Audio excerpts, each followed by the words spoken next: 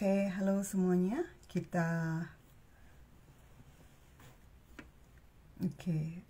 kembali lagi dengan saya Ira, host di live on Instagram atau Saturday Night with Lost Talk live on Instagram. Kita menunggu guest kita kali ini.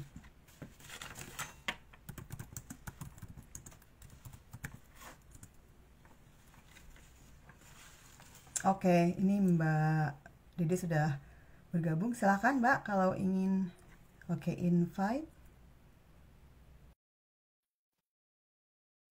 Oke, sudah saya terima. Hello. Halo, mana nih?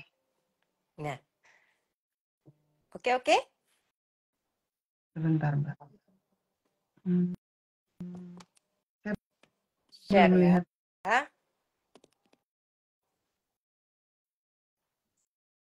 Saya belum melihat Mbak Dede ya. Oke, ya. sudah. Ya, sudah. Oke, ping ya hari ini ya. Ping dong. Ping. Nah, ini juga saya pakai Mbak. Terima kasih nih juga ada nih. Oh, nggak kelihatan. Mbak. Tuh. Di Thank you loh. ribbon ya, pink ribbon. Ya kebetulan baju pinknya itu saya punya baju pink 2 tapi udah saya masukin koper gitu. Udah siap. Mau ke Jakarta Pengen udah?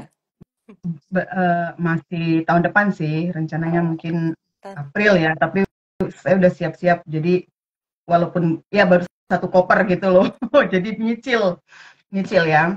Oke. Teman-teman sambil menunggu teman-teman yang bergabung. Oke, sebentar. Ya, oke. Baik, kita mulai saja ya Mbak Dede ya dan teman-teman semua. Baik, selamat malam ya untuk waktu di Indonesia. Selamat pagi, di sini masih pagi, pagi-pagi banget. Dan masih agak gelap karena udah winter ya. Jadi kalau winter tuh biasanya gelapnya tuh 4:30 tuh udah gelap gitu. Jam 5 tuh udah gelap banget. Ya, baik, ketemu lagi dengan saya Ira. Saya akan menjadi host dalam kegiatan kita kali ini. Ini kegiatan rutin Let's Talk ya, yang sudah kita selenggarakan 4,5 tahun lebih. Gitu ya. Ini memasuki yang kelima dan kita sudah sampai edisi yang ke-80 di live on Instagram with Let's Talk ya. Jadi nama acara atau program kita adalah Saturday Night with Let's Talk live on Instagram. Dan ini edisi ke-80 menuju perayaan tahun baru 2025 dan kepedulian publik terhadap kanker payudara. Jadi ini acara khusus, rangkaian acara gitu ya. Jadi ini rangkaian yang dimulai dari live di IG, kemudian yang kita mulai sebenarnya kick off dengan donasi ya. Kita membuka donasi. Terima kasih ya. Publik, sama-sama Mbak. Makasih juga sudah bekerja sama ya dengan Let's Talk. Nah, kemudian acara ini dan nanti akan ada perayaan tahun baru berupa konser gitu ya. Ini sekalian juga pengumuman ya, kita memberikan pengumuman buat teman-teman semua gitu. Ini woro-woro, jadi nanti akan ada perayaan tahun baru bersama Let's Talk dan Love Pink. Ini kerjasama kesekian kalinya gitu dalam rangka kampanye peduli kanker payudara. Jadi nanti di perayaan tahun baru itu seperti biasa ya, ini juga acara tahunannya Let's Talk yang kelima ini kali ini karena sudah 5 tahun. 5 tahun kita menyelenggarakan kegiatan konser tahun baru yang diawali dengan orasi feminis. Gitu, orasi feminis tentang kepedulian kanker payudara, dan kebetulan yang memberikan orasi adalah juga feminis atau aktivis, feminis aktivis yang juga merupakan survivor dari kanker payudara. Nah, kemudian akan ada konser, akan ada sekitar 16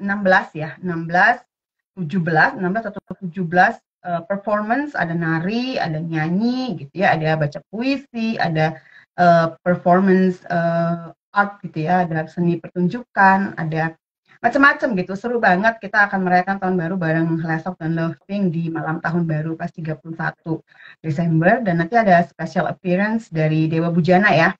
Dewa Bujana, dan ada performance dari Bujana, dan juga Dewa Bujana ini salah satu yang menjadi donatur ya, memberikan donasi ke Love Pink melalui auction gitarnya gitu. Jadi ini menarik sekali. Baik, teman-teman, kita langsung saja akan memulai diskusi kita. Kalau acara di IG ini memang dibuat nyantai gitu. Kalau Mm-mm. acara ini, walaupun serius temanya, tapi tetap nyantai. Dan nanti buat teman-teman yang tidak bisa menyaksikan melalui IG, nanti jangan khawatir, rekaman IGTV-nya akan kita upload atau unggah di kanal YouTube Lestalk. Bisa disebarin gitu ya, dan bisa ditonton oleh uh, atau disimak oleh banyak orang. Saya akan perkenalkan Mbak Dede terlebih dahulu secara singkat di CV-nya. Ini menarik ya CV-nya Mbak Dede ini karena Loving ini ya memang organisasi relawan gitu, volunteer sebenarnya sama dengan Lestalk ya. Tapi Loving ini fokusnya di kanker payudara gitu. Mbak Dede hilang ya? Mbak Dedenya tiba-tiba hilang. Saya akan perkenalkan dulu deh. Mbak Dede ini adalah halo Mbak Dede. Mbak Dedenya hilang, bener?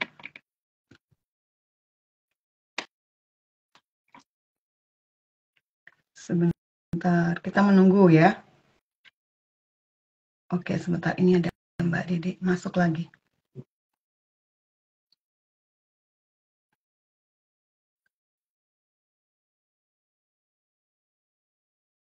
Ya, nah, tuh. Oke, sorry. Tadi Tadi tiba-tiba, keluar. tadi tiba-tiba masuk ke WiFi, jadi aku matiin. Oh, Oke, oke. sorry. Oke, saya memperkenalkan sedikit ya profilnya Mbak Dede. Nah, ini Mbak Dede ini sebenarnya salah satu contoh dari profesional gitu ya, profesional yang eh, kebetulan sibuk banget gitu, pasti sibuk ya, pasti sibuk, semua orang juga sibuk gitu ya. Ya, Mbak Dede juga masih lebih sibuk lagi gitu ya, karena seorang profesional yang tetapi masih punya waktu, punya komitmen, dedikasi gitu ya, dan terhadap persoalan atau isu-isu sosial ya, termasuk kanker payudara ini gitu. Dan nanti Mbak Dede bisa kita tanya-tanya gitu ya seputar apa sih alasannya gitu ya, motivasi dan oke. inspirasinya. Jadi sebenarnya apa yang dilakukan oleh Mbak Dede dan kawan-kawan di Love Me ini bisa menjadi inspirasi buat kita semua ya. Nah, Mbak Dede ini saya akan mulai ini banyak, tapi saya akan mulai dari mungkin di tahun 2000 ya, 2000 sampai 2001. Mbak Dede ini founder of Renaissance Film International. Kemudian tahun 2001 sampai 2003, beliau ini adalah founder dan executive producer of Five Monkeys Production House. Jadi PH ya, ini orang Ya, PH nih. Mbak Dede ini. Lalu tahun 2003 sampai 2007, beliau ini juga adalah executive producer of Visi Lintas Films under Gramedia ya. Jadi di yes, bawah grup Gramedia. Lalu tahun 2007 sampai 2012, Mbak Dede merupakan director dan executive producer, jadi produser eksekutif Visi Lintas Films under Diandra. Jadi tadi yes, Gramedia, ini Diandra Group gitu. Nah, kemudian tahun 2022 menjadi co-founder Molecula Indonesia, dan ini sebagai co-founder dan advisor ya. ya, Lalu di tahun 2012 sampai sekarang, sampai saat ini, beliau juga merupakan founder, CEO, dan executive producer of First Fruit Films gitu. Nah, ini juga bisa salah satu contoh mendobrak stigma atau stereotip bahwa CEO itu biasanya laki-laki gitu ya. Nah, ini CEO-nya perempuan nih, gitu. iya, Ya kan? CEO.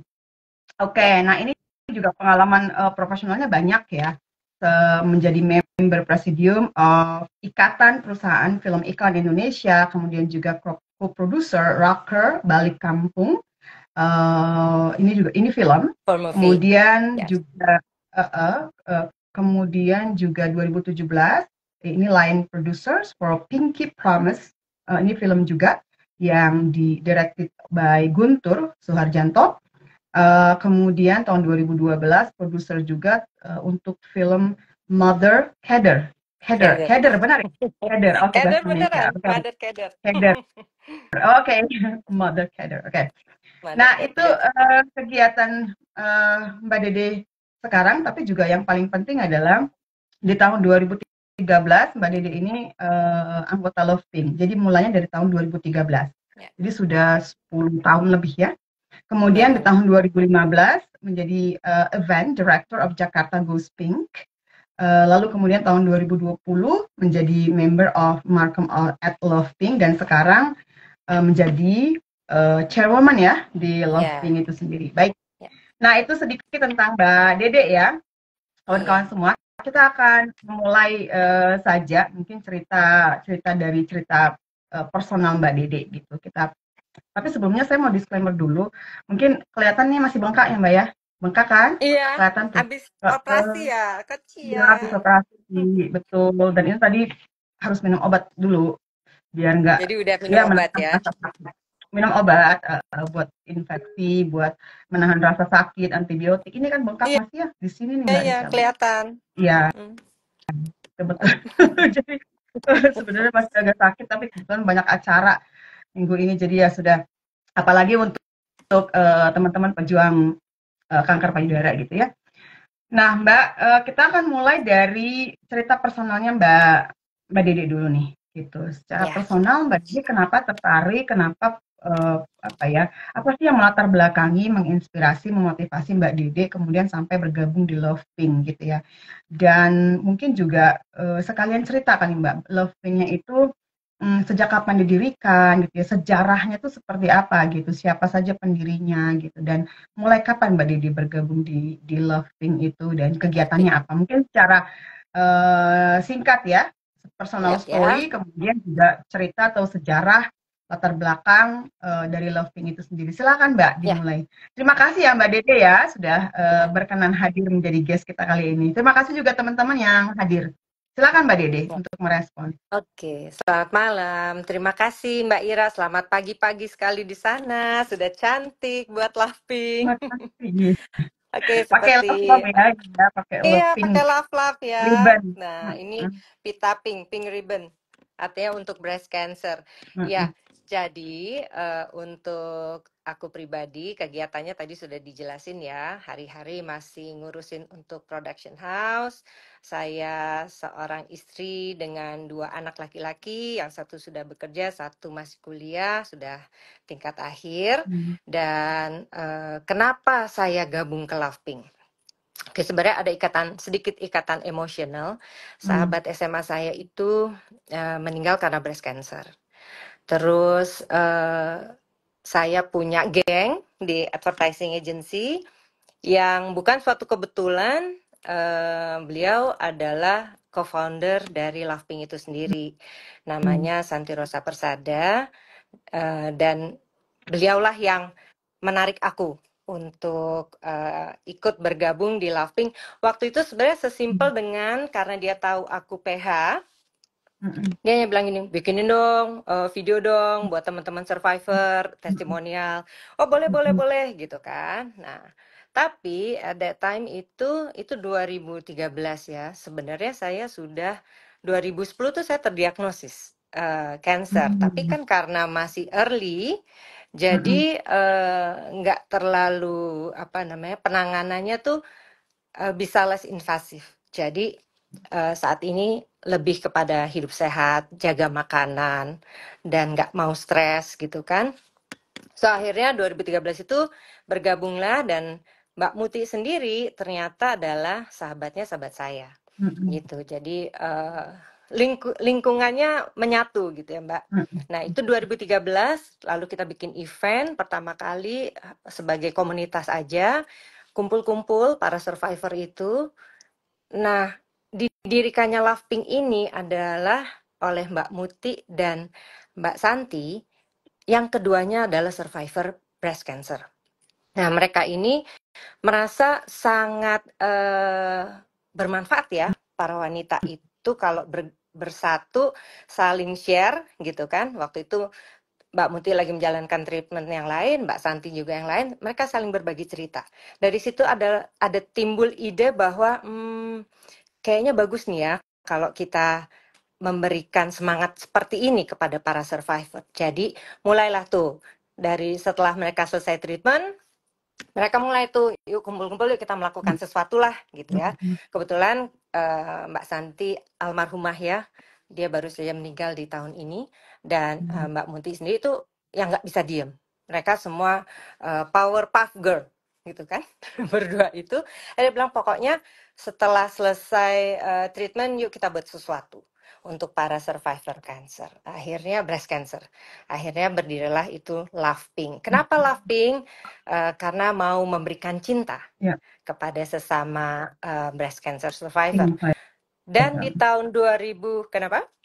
Ya, Pink Fighter ya, Pink Iya, Warrior, Pink Survivor. jadi para warrior ya, para warrior yang masih treatment itu kita sebut para warrior, dan yang sudah selesai treatment kita bilangnya survivor.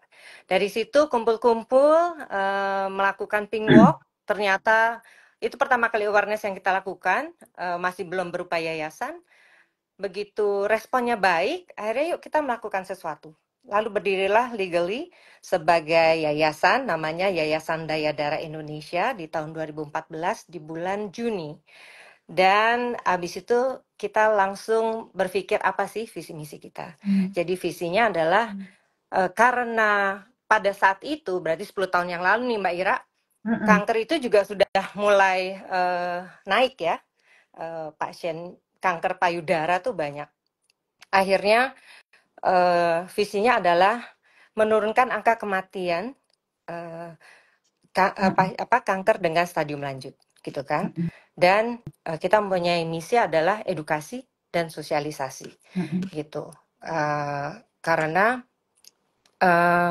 pasien-pasien yang datang ke rumah sakit itu udah stadium lanjut.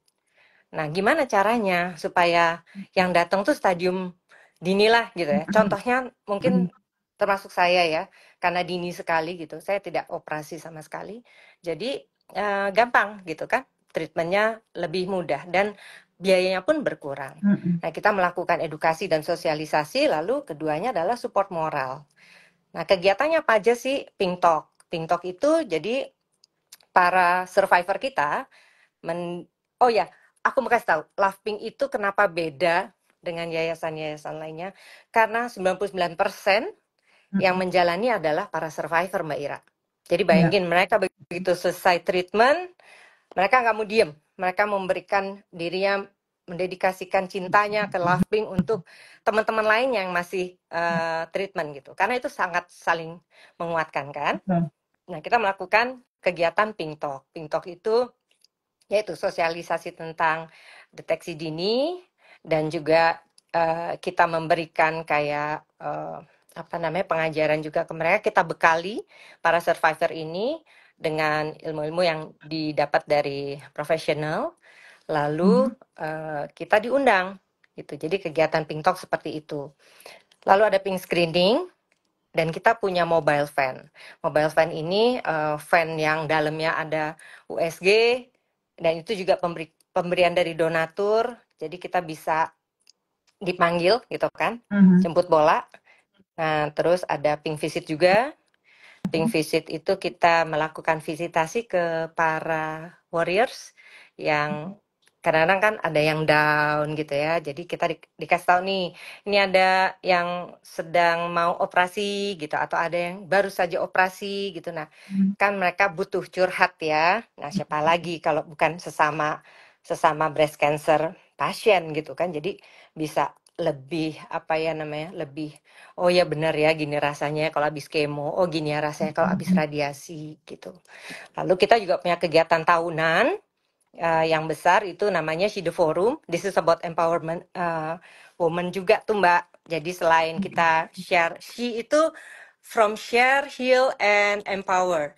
Jadi share-nya adalah share knowledge about breast cancer. Terus heal-nya adalah healing session gitu ya. Kita pasien-pasien ini kan juga setelah treatment perlu mendapatkan another treatment gitu yang bisa membuat kita lebih calm down gitu ya. That's healing. Waktu itu kita melakukannya dengan mendatangkan Maya Hasan untuk sound healing. Gitu. Terus lalu ada empower. Empower itu kita mendatangkan ini perempuan-perempuan hebat yang dari zero to be hero gitu kan. Nah, mereka seperti yang 2 tahun lalu kita datangkan Mary Riana. Nah, tahun ini kita datangkan Wanda Monica gitu. Nah, dari situ ada acara yang terbesarnya adalah Breast Cancer Awareness di bulan Oktober.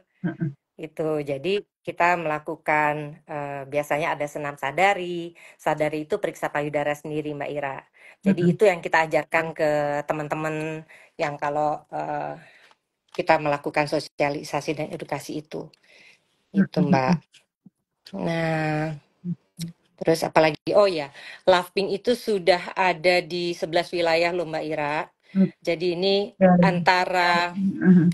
antara sedih dan senang. Sedih ternyata ya seperti data sekarang, Mbak Ira, breast Mm-mm. cancer itu menduduki peringkat pertama kanker Bunuh perempuan, ya. pembunuh Mm-mm. kanker perempuan. Ya, Bunuh. jadi begitu banyaknya perempuan-perempuan di Indonesia yang Mm-mm. perlu kita biasakan gitu dengan melakukan sadari ini gitu kan supaya menguranglah gitu, dan ini juga termasuk salah satu kegiatan yang kita mensupport apa yang menjadi plannya pemerintah Mm-mm. ya. Oh Mm-mm. ya, 11 wilayah itu dari Sumatera gitu ya, ada Padang, ada Mm-mm. Palembang, terus ada Banjarbaru, ada Jogja, ada Malang, Jember, Surabaya, Pekanbaru, terus Manado, Bandung, dan Jabotabek sendiri.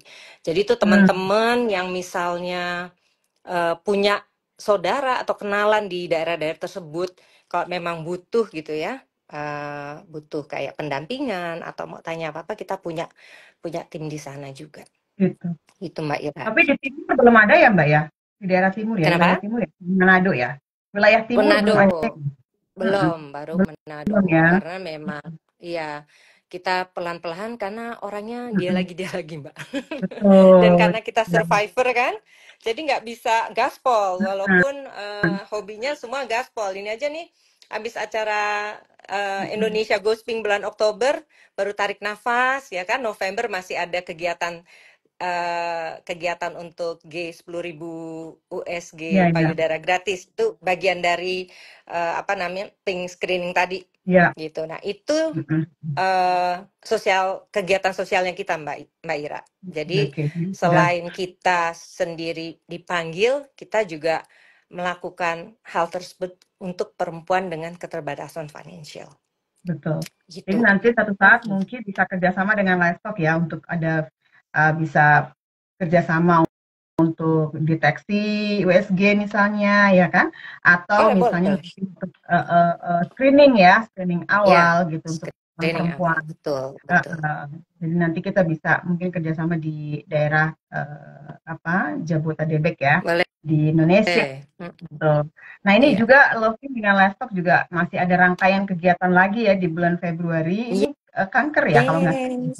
Ya di Iya, Februari itu kita akan World Cancer Day World Cancer Day. itu. Iya betul, Hari Iya, Kanker 4 Internasional. Februari. Nanti kita akan kerjasama lagi untuk nonton film nih, keren banget. Iya, Jadi ada film ya, film beneran bukan dokumenter dan ada di Netflix ya. Nanti kita ada. bisa nonton bareng gitu, film screening nonton bareng dan nanti akan diskusi gitu. Dan nanti juga akan ada diskusi atau forum publik juga khusus. Jadi masih rangkaian gitu ya. Banyak kegiatan nanti yang kita rencanakan bareng dengan Loving gitu.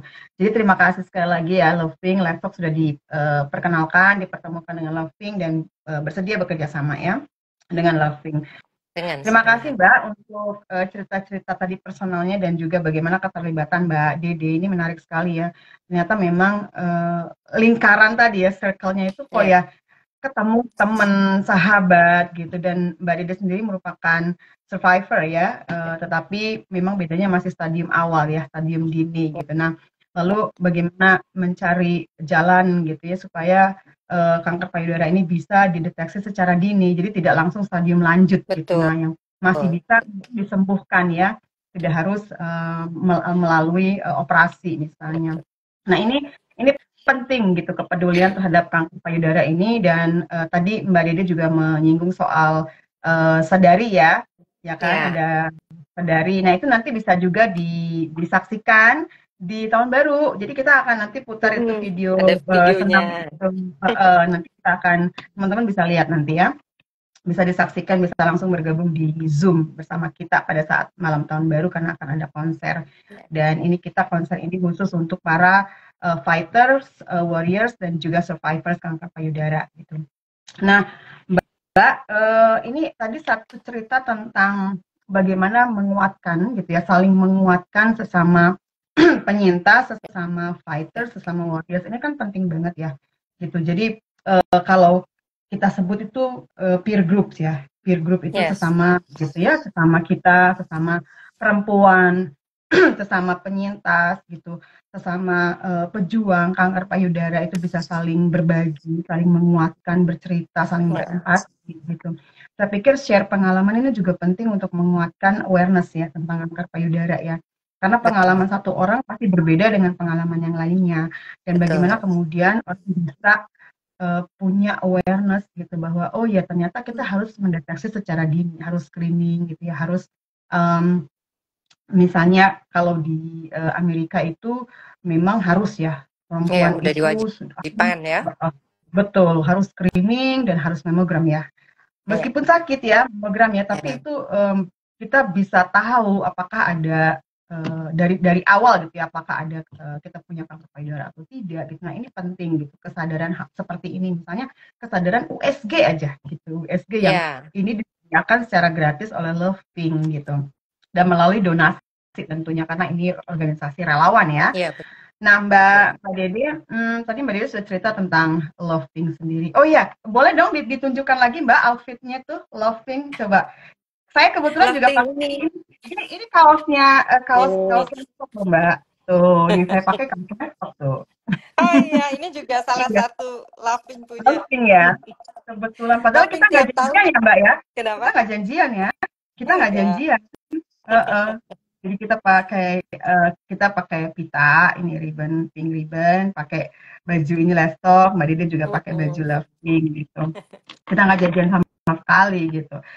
Oke, Mbak Dede, kita mau iya sebelum kita masuk ke tentang kanker payudara itu sendiri gitu ya, dan mitos seputar kanker payudara, kalau misalnya ada kawan-kawan yang ingin bergabung di Love Pink, seperti apa Mbak? Apakah ada kriteria atau persyaratannya? Apakah memang harus survivor atau harus warrior dulu gitu ya? Atau sebenarnya yang punya kepedulian tapi tidak terdeteksi gitu ya kanker payudara, apakah bisa bergabung di Love Pink? Lalu kontribusi apa yang bisa peran dan kontribusi apa yang bisa dimainkan oleh kawan-kawan yang ingin bergabung di Love Pink. Jadi apa syarat-syaratnya Mbak untuk bisa bergabung? Oke. Sebenarnya kayak Loving ini utamanya adalah support group untuk sesama perempuan dengan breast Mhm, cancer. Jadi kita khusus untuk breast cancer, Mbak Ira. mhm, Tapi buat mereka yang terpanggil gitu kayak, mhm, aduh mhm, pengen deh mhm. ikut melayani di Loving, kita punya namanya Friends of Loving. Jadi bisa Oke. daftar di situ, benar-benar jadi volunteer. Karena Mhm, selama ini volunteernya adalah para survivor itu oke. sendiri gitu dan mereka melakukannya Mhm, dengan sukacita gitu kan ya, karena ya. memang mau berbagi, mau supaya kampanye deteksi dini ini early screening berarti ya Iya, benar-benar disadari oleh masyarakat di Indonesia karena kan banyak yang merasa udah kayak misalnya ya tanda tanya itu misalnya agak sakit atau apa ada benjolan mhm, mereka masih ignorance gitu males gitu kan betul. yang kita pengen jadiin kebiasaan adalah ini gampang loh saat mandi aja bisa loh kita raba Mhm, gitu kan kalau itu dilakukan sebulan sekali itu kan mudah jadi persyaratan pertamanya adalah memang mhm, mereka adalah mhm, perempuan sesama breast cancer mhm, ya. mhm, Jadi mhm, either dia baru terkena atau dia sudah selesai gitu, boleh bergabung di Lovepink gitu. Dan yang tidak, mereka bisa menjadi volunteer kita yang namanya Friends of Lovepink. Lalu mereka apa sih kegiatannya? Itu tadi kita mhm, punya Pink Talk, kita mhm, punya Pink Screening, kita punya Pink Visit. Bahkan sekarang karena banyak anak-anak muda yang kena Mbak iya, Ira, jadi kita punya grup baru namanya punya program baru namanya Pink Z. Jadi untuk anak-anak mhm, generasi Z gitu kan untuk mereka mulai membiasakan gitu dengan melakukan sadari yaitu periksa payudara sendiri yang dilakukan di rumah dan itu dilakukannya sebulan sekali terutama buat mereka yang sudah mulai menstruasi itu diwajibkan itu. Tapi kalau yang udah Misalnya yang pengen melakukan itu adalah sudah di atas 40 tahun atau 50 tahun yang sudah menopause, itu mudah dengan setiap tanggal 1 aja deh gitu ya. Tiap tanggal 1 aku ngecek, tiap tanggal 1 ngecek. Kalau ada perubahan bentuk apa dan sebagainya, nah itu langsung. Kesadaran itu dulu. Ini aja susah gitu ya kan. Jadi kegiatan mereka itu. Dan biasanya untuk di bagian edukasi, kita akan memberikan training, Mbak Ira. Jadi nggak hanya langsung dijeburin aja deh di lapangan gitu kan, langsung enggak.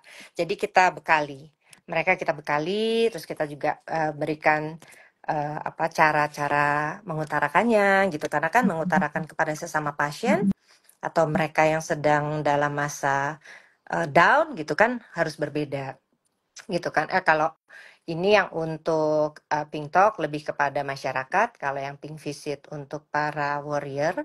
Kalau yang pink screening itu terbuka, bisa umum dengan kita sebutnya kayak private, jadi kita dipanggil memang khusus untuk karyawan mereka, untuk biasanya tuh kayak company besar manggil untuk buruh pabrik mereka yang perempuan gitu, atau mereka hanya berdonasi untuk melakukan di sekitaran kantor mereka gitu kan. Nah itu kalau yang gratis itu adalah untuk perempuan dengan keterbatasan finansial. Nah, itu sih persyaratannya itu, dan penuh cinta aja gitu. Kalau Maloving tuh harus penuh cinta gitu melakukannya. Jadi penuh penuh cinta kan. Enggak ini ya. Jadi untuk perempuan-perempuan dengan keterbatasan ekonomi ya atau finansial itu ada gratis ya. Tadi Mbak Didi sampaikan ada kegiatan-kegiatan yang bisa diakses secara gratis, tetapi memang untuk orang-orang dengan ekonomi yang sudah mapan gitu ya, please gitu ya, donate gitu ya. Ayo. Nah itu yang paling penting, kesadaran gitu ya untuk mau mendonasikan gitu ya, menghibahkan sedikit rezekinya gitu untuk orang lain, sesama penyintas gitu ya, untuk pejuang gitu ya, untuk perempuan-perempuan yang memang tidak bisa mengakses gitu layanan kesehatan gitu ya, tidak punya asuransi kesehatan misalnya, ya itu tolonglah gitu, please, untuk berbagi karena penting banget ya kita saling berbagi gitu, saling menguatkan, tapi juga bisa berdonasi. Nah kebetulan Let's Talk dan Loving ini juga membuka donasi atau open donasi untuk kawan-kawan semua untuk bisa berkontribusi gitu melalui donasi ya, sedikit rezeki gitu bisa dikirimkan ke rekeningnya Loving, itu ada di flyernya yang sudah kita posting di akun sosial media kita, jadi bisa dicek, nanti akan kita posting lagi sampai tanggal 30 Desember ya gitu, sebelum kita merayakan tahun baru dengan konser tadi kepedulian terhadap kanker payudara. Jadi saya dan Mbak Dede dan juga tim Let's Talk dan Loving mengajak teman-teman semua untuk bisa mendonasikan sedikit saja rezeki ini, mumpung mau Natalan loh, mau tahun baru gitu ya. Jadi saling menebarkan kasih sayang gitu ya, kasih sayang selama manusia. Salah satunya adalah dengan berdonasi untuk para penyintas, para pejuang kanker payudara gitu ya teman-teman ya. Kita mengajak berdonasi nih bareng-bareng ya. Kita tunggu ya. Nanti silakan yang berdonasi bisa ngontak Mbak Lisa ya, nanti ada nomor WhatsApp-nya di situ. Silakan bukti transfernya dikirim saja ke Mbak Lisa gitu. Nah nanti akan ada pertanggungjawaban, tentunya pertanggungjawaban publik kita gitu ya, berapa donasi yang masuk dan nanti akan dipergunakan untuk USG payudara gitu ya, terutama gratis untuk perempuan-perempuan yang kurang mampu secara finansial gitu. Nah sekarang kita mau masuk ke pembahasan kanker payudara Mbak Dede ya. Mungkin buat teman-teman yang belum tahu gitu ya, belum punya kesadaran diri gitu ya, ini bukan hanya untuk perempuan loh, ini persoalan bersama, bukan hanya persoalan penyintas atau pejuang kanker payudara gitu. Tadi Mbak Dede sudah menjelaskan ternyata orang-orang muda pun itu sudah banyak gitu ya, yang kena kanker payudara, yang menjadi pasien kanker payudara, bukan hanya orang-orang tua atau orang-orang yang sudah di atas 40 tahun, ternyata orang-orang muda juga bisa menjadi atau potensi bisa menjadi pasien atau pejuang kanker payudara gitu. Nah, ini yang tidak disadari oleh kita semua.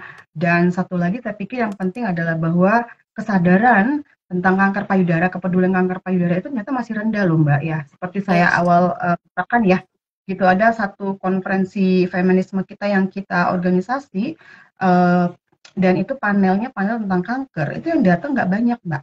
Masuk kanker Yeah. payudara itu yang datang itu cuma dengan presenternya cuma 10 orang Mbak. Itu Yeah. wow, ternyata nggak menjadi perhatian. Padahal ini pembunuh nomor satu Nomor ya, satu. kanker Ya. payudara, pembunuh nomor satu perempuan di Indonesia. Gitu. Nah, mungkin kita akan mulai ke sebenarnya apa ya?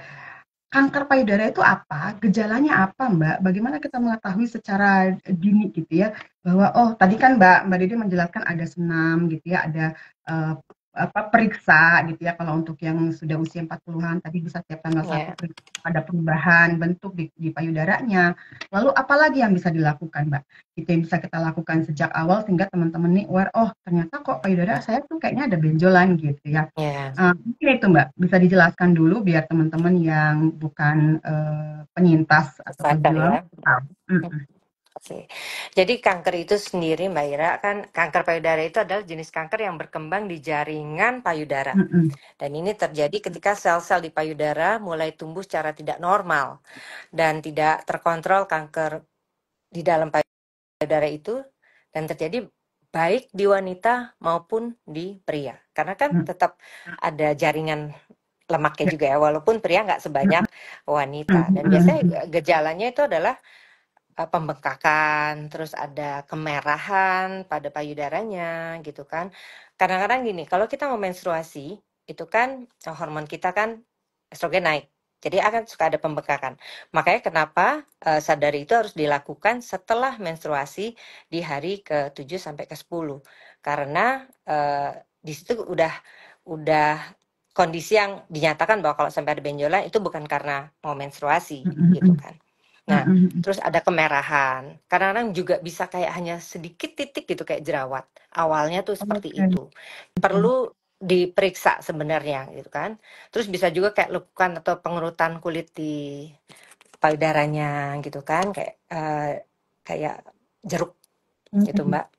Nah, terus ada Mm-mm. puting susu yang masuk ke dalam gitu kan. Terus Oke. kadang-kadang nyeri kayak kayak kok tiba kayak di payudara tuh kayak nyeri di kayak ada sedotan lah atau apa kayak gitu kayak ada Mm-mm. sesuatu. Nah, itu tuh harusnya kita udah mulai alert gitu ya. Kalau kita misalnya membiasakan itu melakukan sadari, periksa payudara sendiri itu rutin. Jadi kalau sampai ada sesuatu yang tidak mengenakan di badan kita, terutama di payudara, itu pasti eh, harus ngecek gitu loh, jangan Ya. nggak apa-apa deh, ntar aja deh gitu kan. Mm-mm. Dan itu terjadi Mm-mm. di teman-teman sekitaran kita juga gitu, Iya betul. bahwa bahwa mereka tahu gitu. Karena ini kok ada sakit-sakit ya benjol ya.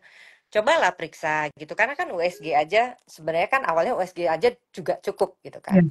Tapi kalau misalnya dari situ ada sesuatu yang dicurigai, nah harus ada kelanjutannya yaitu dengan mamografi gitu kan, Mm-mm. karena itu lebih terlihat lebih detail gitu kan. Bahkan sekarang kan kayak kita sendiri nih udah mulai nih ya, pemerintah di Indonesia sendiri kan sudah mulai melakukan itu pemeriksaan USG di puskesmas. Jadi sebenarnya udah fasilitasnya tuh udah mulai disediakan. Jadi itu Mm-mm.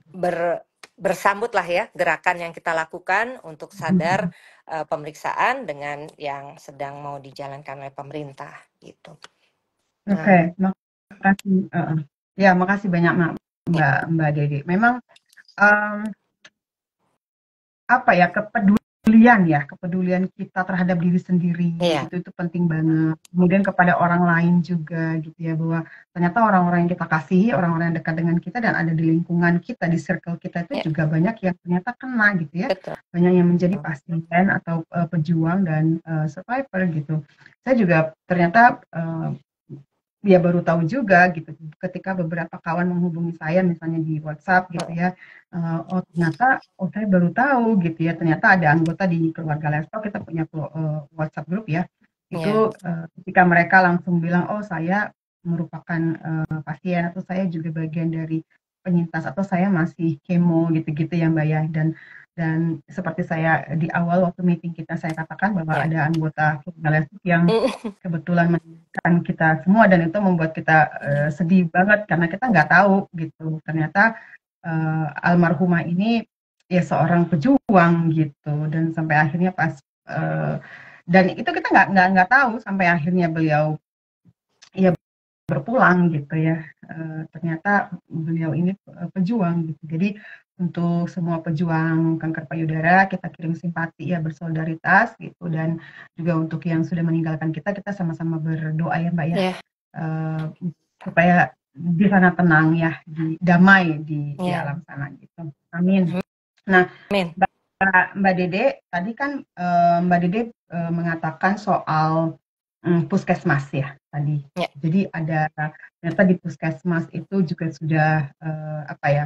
Saya nggak tahu seperti apa Mbak. Nanti Mbak Dede bisa menjelaskan Ya. akses kesehatan yang kita ingin tanyakan. Ya. Nah, kalau deteksi dini itu bisa kita lakukan sendiri ya Mbak ya di rumah gitu. Nah Ya. kalau misalnya kawan-kawan merasa ada benjolan atau merasa tidak nyaman dengan payudaranya atau berubah atau tadi Mbak Dede sudah menjelaskan secara detail seperti jerawat atau puting susu yang masuk gitu ya, ada kira-kira benjolan dan lain-lain. Nah itu langsung diperiksakan. Jadi sadari dulu, periksakan gitu ya dan nanti bisa di USG atau bisa di mamogram. Nah ini saya jadwal mamogramnya ini tahun depan nih saya harus mamogram. Udah dibilang dokter nih jadwal kamu, oke. Jadi biasanya kan kita pre-screening, kemudian ada screening, kemudian di USG, kemudian mamogram ya gitu. Nah saya pernah Mbak beberapa kali merasa tidak nyaman gitu, jadi sakit dengan payudara gitu ya. Saya tuh orangnya kan suka khawatiran ya, jadi bagus ya kalau curious gitu curiga ini jangan-jangan gitu ya akhirnya saya buat appointment kalau di sini di Amerika kan kita punya primary care dokter yang sama dari awal seterusnya jadi dokter kita tuh cuma satu gitu nah saya konsultasi gitu lalu diperiksa gitu oh enggak ternyata bukan ini biasa aja ini cuma apa mungkin karena kamu makai bra yang ketat gitu karena memang saya suka pakai bra itu ketat banget dan saya tuh jarang melepaskan gitu meskipun tidur gitu saya pakai gitu jadi ternyata oh iya mungkin karena terlalu ketat dan saya selalu memakai bra gitu ya meskipun tidur akhirnya ya harus dilonggarkan dan dibuka aja gitu nah oh ternyata iya udah nggak sakit lagi kemudian saya merasa kok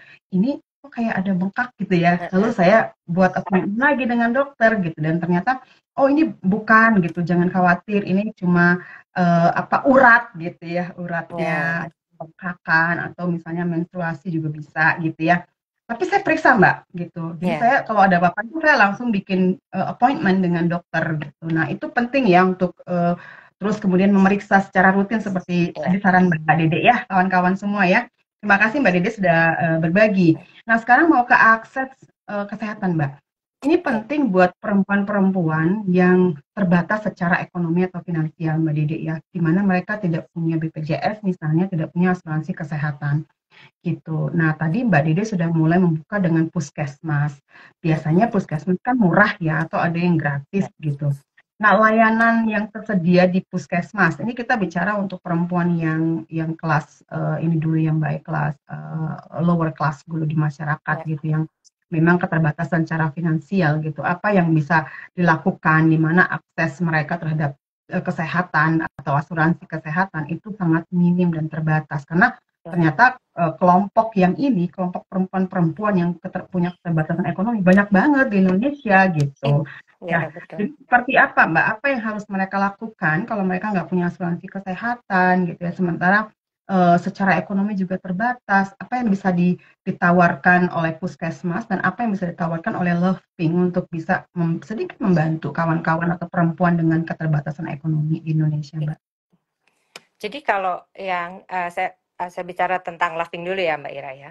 Jadi kalau dengan gerakan 10.000 USG gratis itu, Loving bekerja sama tuh Mbak sama puskesmas atau sama RSUD gitu kan untuk mereka melakukan apa namanya kerjasama. Jadi kan kita juga perlu tenaga ahli ya, profesional untuk melakukan USG tersebut, gitu. Jadi memang kita kerjasama sama mereka untuk yuk di data mereka-mereka ini yang memang mereka berhak kan atas kesehatan tersebut. Jadi kita minta bekerja sama, lalu kita datangkan spesialis itu, dokternya untuk memeriksakan. Nah, setelah itu kalau mereka belum punya BPJS, kita mengarahkan mereka. Jadi dari beberapa yang di screening tersebut, bila ada yang dicurigai, nah itu biasanya kita langsung memberikan saran untuk sebaiknya yuk punya BPJS gitu. Bahkan untuk periksa itu pun kan kalau yang gerakan kita lakukan memang benar-benar gratis, bahkan kita memberikan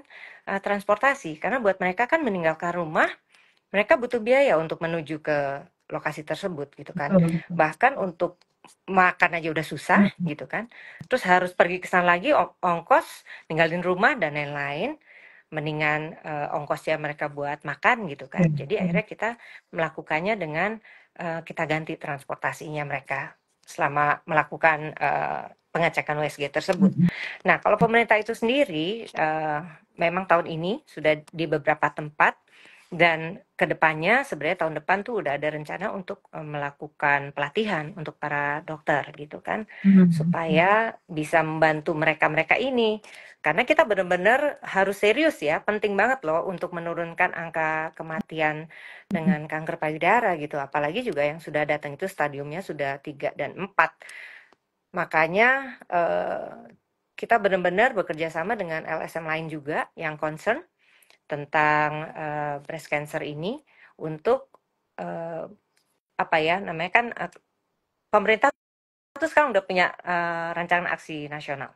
Salah satunya adalah untuk kanker payudara. Jadi kita bergerak bersama gitu untuk supaya hal ini bisa terjadi gitu. Oke. Gitu sih Mbak. Jadi sudah punya RAN ya, rencana aksi nasional ya. Baru mau. Wah, telat juga gitu. ya. Yang khusus untuk kanker payudara ya. Iya. Kemarin untuk kanker perempuan serviks sudah berhasil, gitu kan?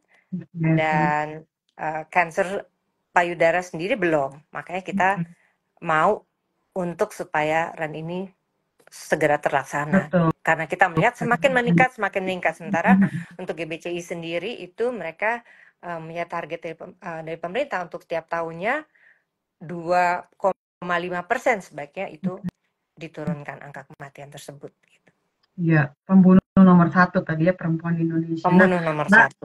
Tadi Mbak Dede sempat menyinggung soal data gitu. Nah mungkin kalau Mbak Dede punya data aja ya dari Loving gitu. Kalau enggak juga nggak apa-apa gitu. Nah data perempuan Indonesia yang dideteksi kanker payudara baik itu stadium awal atau stadium lanjut itu kira-kira punya nggak datanya Mbak berapa gitu ya, berapa persen atau berapa jumlahnya, kemudian laki-laki berapa gitu, apakah punya data laki-laki yang menjadi pasien ya untuk kanker payudara dan seperti apa gejalanya kalau untuk laki-laki? Mungkin ini juga banyak yang nggak tahu Mbak bahwa ternyata laki-laki juga bisa kena ya kanker payudara meskipun jumlahnya tidak sebesar perempuan gitu. Nah kemudian tadi Mbak Dede juga menjelaskan tentang orang muda yang kena gitu, perempuan-perempuan muda yang juga menjadi pasien kanker payudara. Apakah ada datanya Mbak seputar ini? Kalau data masih berdasarkan yang Globocan tahun 2020 Mbak Ira. Itu berdasarkan data WHO sendiri, 1 dari 8 perempuan berisiko terdiagnosis kanker payudara. Dan data Globocan tahun 2020 itu jumlah kasus baru kanker payudara mencapai 68.858 kasus dari 396.914. Jadi more or less 30%. Maksudnya internasional, dunia? Di Indonesia. Kasus kanker baru di Indonesia.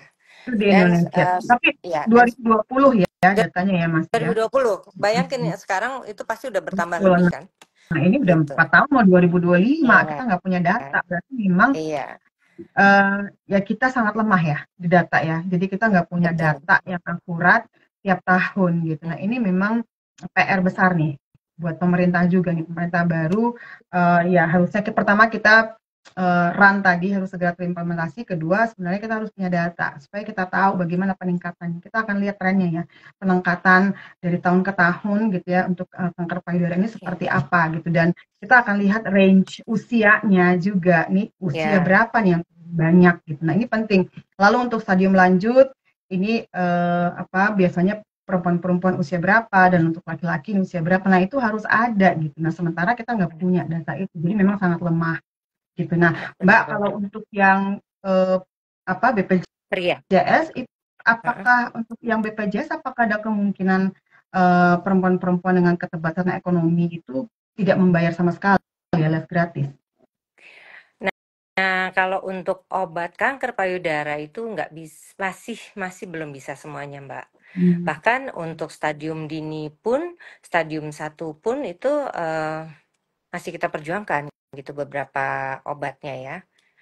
Jadi kalau kemo dan radiasinya sudah bisa gitu, udah bisa ya. Tapi kalau untuk obat-obatannya Mm-mm. itu masih diperjuangkan juga. Tapi BPJS-nya sendiri mereka harus bayar. Ada yang gratis nggak untuk perempuan-perempuan dari ekonomi BPJS-nya bawah? sendiri.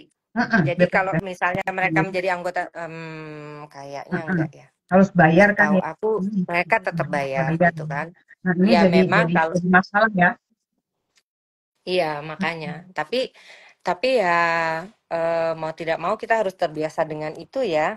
Karena sangat membantu sih kalau menurut menurut saya ya gitu. Buat teman-teman lah ya yang memang sudah lumayan membantu lah gitu. Karena kan memang Memang. jumlah kita sendiri kan banyak sekali ya Mbak Ira. Di Indonesia itu kan memang banyak sekali gitu. Jadi kan susah gitu untuk udah gede gitu kan, wilayahnya besar gitu, terus strata ekonominya juga beragam gitu. Ya, Jadi ya ya. butuh butuh penanganan khusus sih ya, diseriusin gitu loh. Mhm.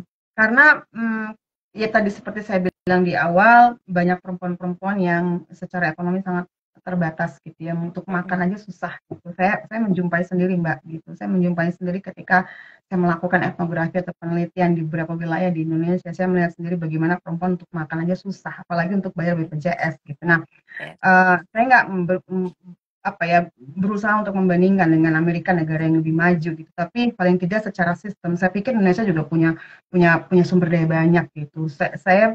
Kita melihatlah program-program pemerintah gitu ya, apa yang dilakukan pemerintah itu uangnya banyak gitu. Nah, artinya kalau pemerintah itu bisa membuat sebuah sistem seperti kita bisa mencontoh ya, kalau itu mungkin di Amerika itu berdasarkan eh, apa? Berdasarkan income. Ya. Jadi tidak harus semua orang itu gratis, bukan seperti itu skema atau sistemnya, tapi berdasarkan income gitu. Kalau dia di bawah income rata-rata gitu ya, maka dia harus mendapatkan gratis gitu. Nah, di Amerika seperti itu gitu. Asuransi kesehatan itu ditanggung oleh pemerintah semuanya. Artinya dia tidak perlu membayar gitu. Mhm. Nah, untuk yang mereka yang ekonomi ke atas, menengah ke atas, Bayar lebih. itu nggak boleh menggunakan asuransi pemerintah, tidak boleh. Mereka harus Mhm. membayar asuransi swasta gitu ya atau privat seperti itu. Lalu untuk income yang kira-kira dia bisa membayar, itu kan dilihat income-nya, gitu ya, income per tahunnya. Nah, kira-kira bisa membayar, dia harus membayarnya walaupun kecil, misalnya sebulan $10, sebulan Mhm. $5, atau tidak sama sekali. Nah, seperti itu. Nah, itu saya pikir sistem yang bisa diadopsi oleh pemerintah Ya. Indonesia. Jadi orang-orang kaya itu nggak boleh pakai BPJS gitu.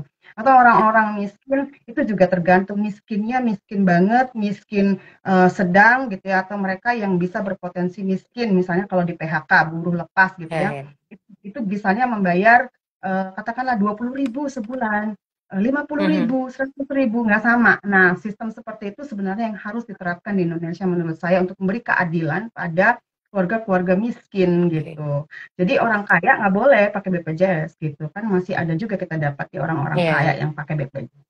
Ya kan di Indonesia. Nah, itu seperti itu, kesadaran seperti itu, kesadaran buat kita semua, dan juga pemerintah itu harus bisa tegas dan memberi keadilan ya menurut saya gitu. Kedepannya PR-nya besar banget gitu. Nah, Mbak, bagaimana kemudian kita bisa memberikan pemahaman dan kesadaran untuk perempuan-perempuan yang belum punya sadari diri tadi gitu, sadari diri sendiri gitu ya, yang masih nganggap enteng, itu bukan bukan saya kok gitu. Saya nggak punya masalah dengan kanker payudara. Keluarga saya nggak ada tuh Ya. yang terdeteksi kanker payudara. Ini bukan persoalan saya. Bagaimana kita bisa mempunyai kesadaran kepedulian bahwa persoalan kanker payudara adalah persoalan kita semua, persoalan umat gitu ya.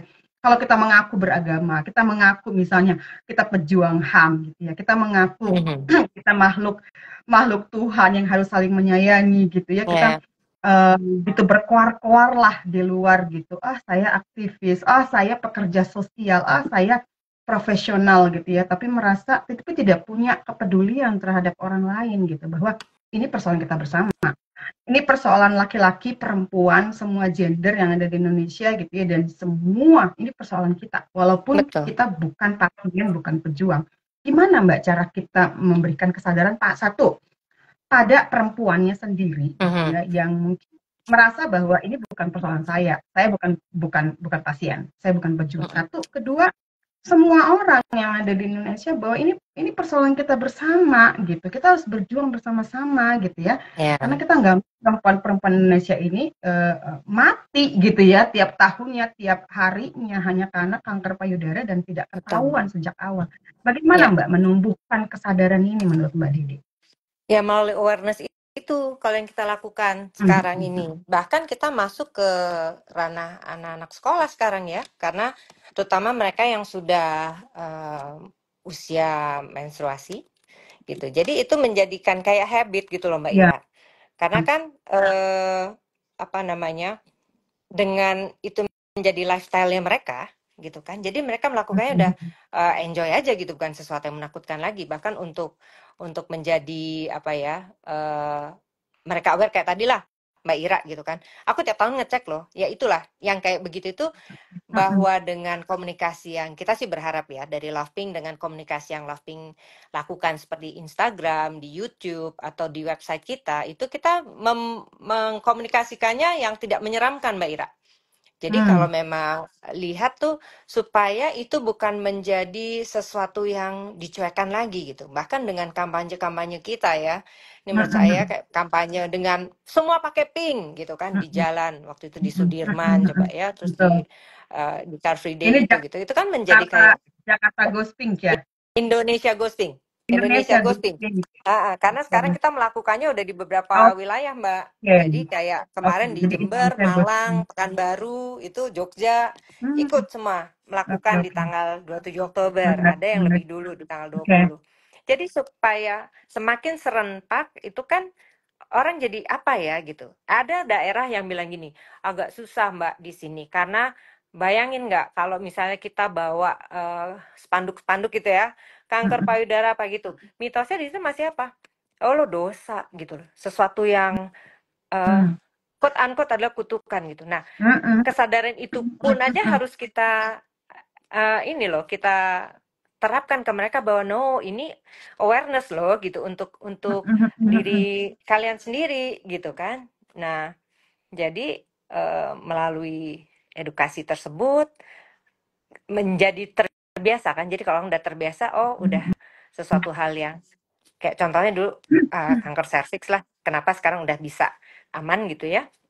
Boleh dikatakan menurun karena kan awalnya kan tadi nggak mau, tapi akhirnya begitu ada vaksinnya, kesadaran itu kan muncul. Jadi kita juga berharap dari untuk kanker payudara ini sendiri jangan sampai yuk ada yang stadium lanjut lagi, tapi yuk yang masih dini-dini aja deh. Jadi kalau masih kecil itu kan gampang ya, gampang sekali dan treatmentnya nggak panjang, uangnya juga nggak banyak yang keluar gitu kan.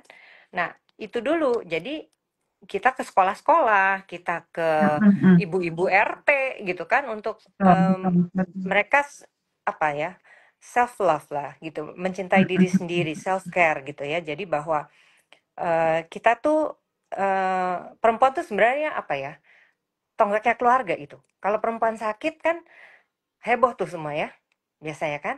Nggak ada yang masak, nggak ada yang nyuci, nggak ada yang ke pasar apa-apa gitu. Jadi dimulai dari begitu kita sadar bahwa oh penting ya gitu kita merawat tubuh, ya udah kan ada caranya dari yang ya kita lakukan sendiri zero ya, kita nggak mau apa yang lakukan sih tiap hari gitu, tiap hari tiap sebulan sekali itu dari ada perubahan bisa aja langsung ngecek gitu. Toh kayaknya mereka ke puskesmas aja dulu juga nggak apa-apa kan gitu.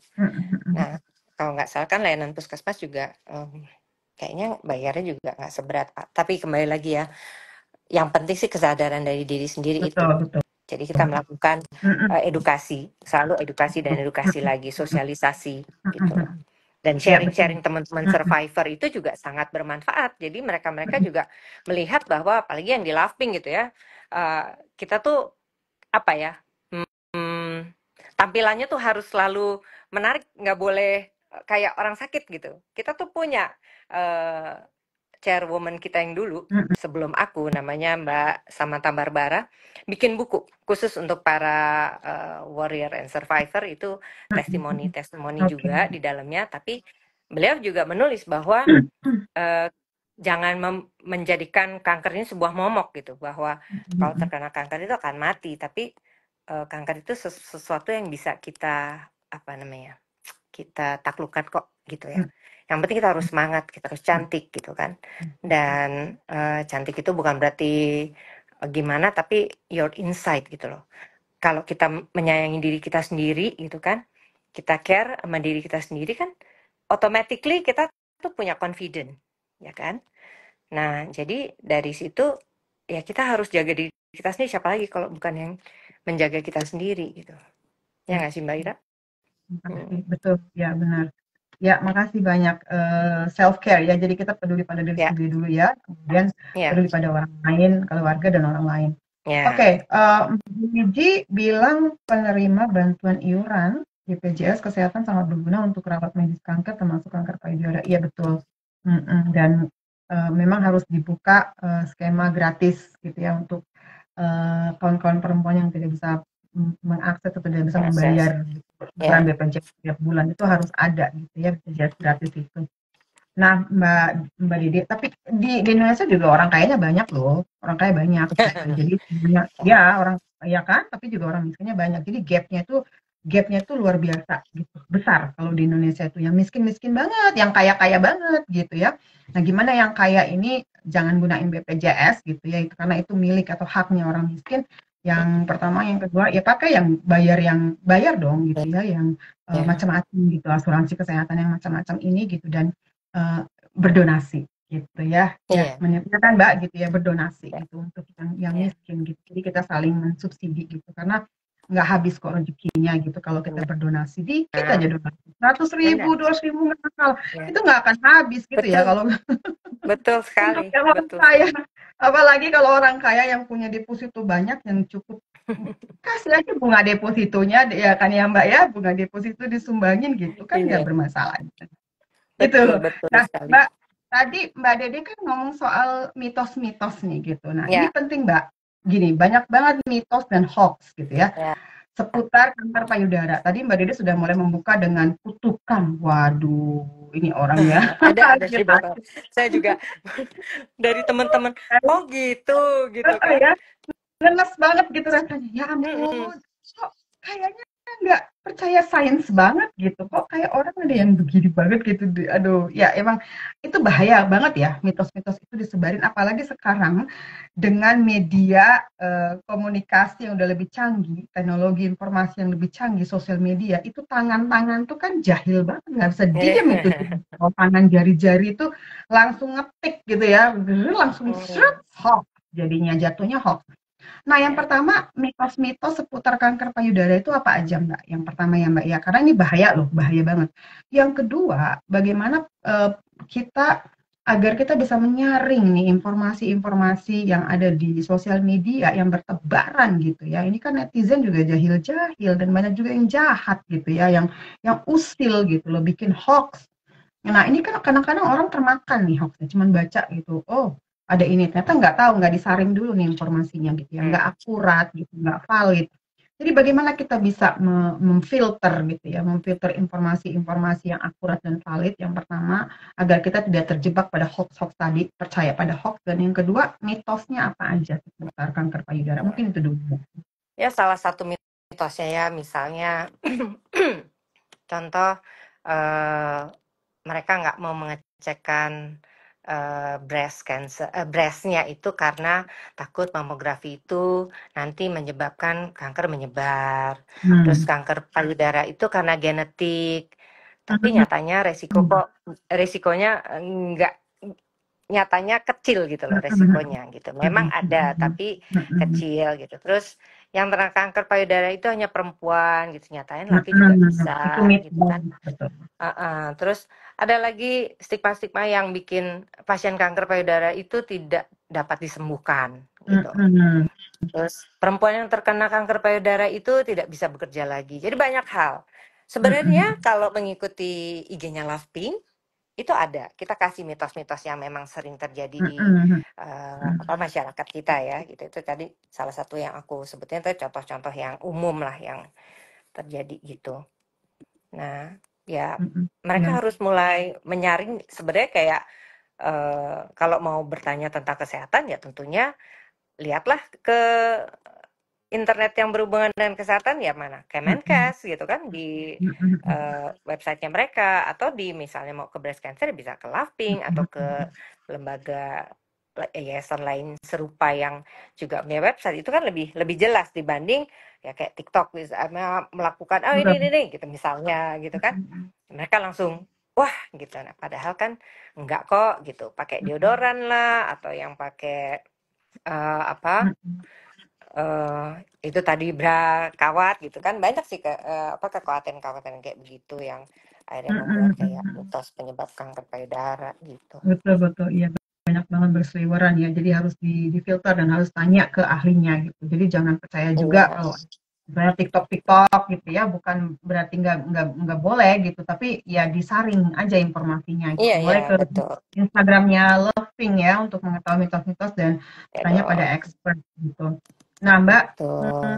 ini kan tadi Mbak Hmm. jadi menjelaskan soal edukasi, penting banget ya edukasi dan kampanye gitu. Salah satu mitos tadi adalah laki-laki nggak bisa terkena. Ternyata datanya atau Ya, nyatanya laki-laki juga bisa, gitu ya, bisa kena kanker payudara, bisa bisa menjadi pasien kanker payudara. Ini mungkin banyak laki-laki yang nggak tahu Mbak di Indonesia Mbak. Ternyata mereka juga bisa berpotensi gitu loh, ya kan? iya, iya, Eh, betul. banyak banget yang nggak tahu ini pasti gitu. Nah, jadi ini penting banget nih kerjasama dengan Lestok ya, karena Lestok ini kan organisasi atau forum feminis gitu yang Iya, em, banyak juga ternyata feminis atau aktivis-aktivis perempuan yang juga menjadi pasien dan survivor Mbak gitu. Dan nanti di tahun baru malam tahun baru datang ya kita nanti kan akan ada konser, yes, akan ada orasi feminis juga gitu ya. Akan ada special appearance dari Dewa Bujana, ini salah satu donatur nih, ya, donatur Loving ya. Nah, Mbak Dede, salah satu hal isu kita atau concern kita terhadap warriors dan terutama warrior yang masih berjuang ya atau pejuang atau mhm, pasien kanker payudara ini kan kesehatan mental yang terganggu ya Mbak ya, ya, pasti ya, gitu. Pasti terganggu gitu kalau orang punya masalah gitu ya, masalah secara fisik atau masalah bahwa kita katakanlah kita didiagnosa gitu ya kanker payudara ya, pertama kali atau kemudian stadiumnya sudah tinggi. Ini kan kemudian mengganggu. Pasti ya, kesehatan mental kita akan terganggu nih Mbak gitu.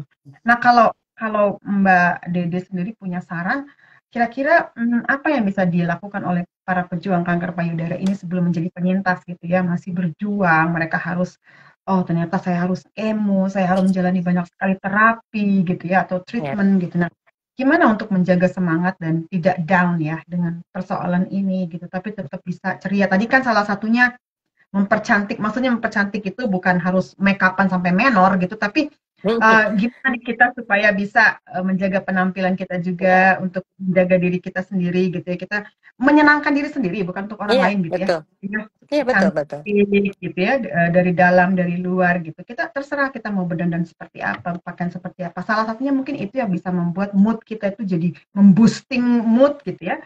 Tapi apalagi Mbak kira-kira selain tadi peer groups ya, bercerita, berbagi dengan sesama pasien atau pejuang kanker atau penyintas, kemudian mhm. kita bisa yaitu dalam tanda kutip mempercantik diri kita sendiri untuk menyenangkan diri sendiri, itu agar apa ya, mood kita, mental kita tuh nggak tambah down gitu Mbak. Apalagi kira-kira menurut saran dan pengalaman Mbak Dede gitu?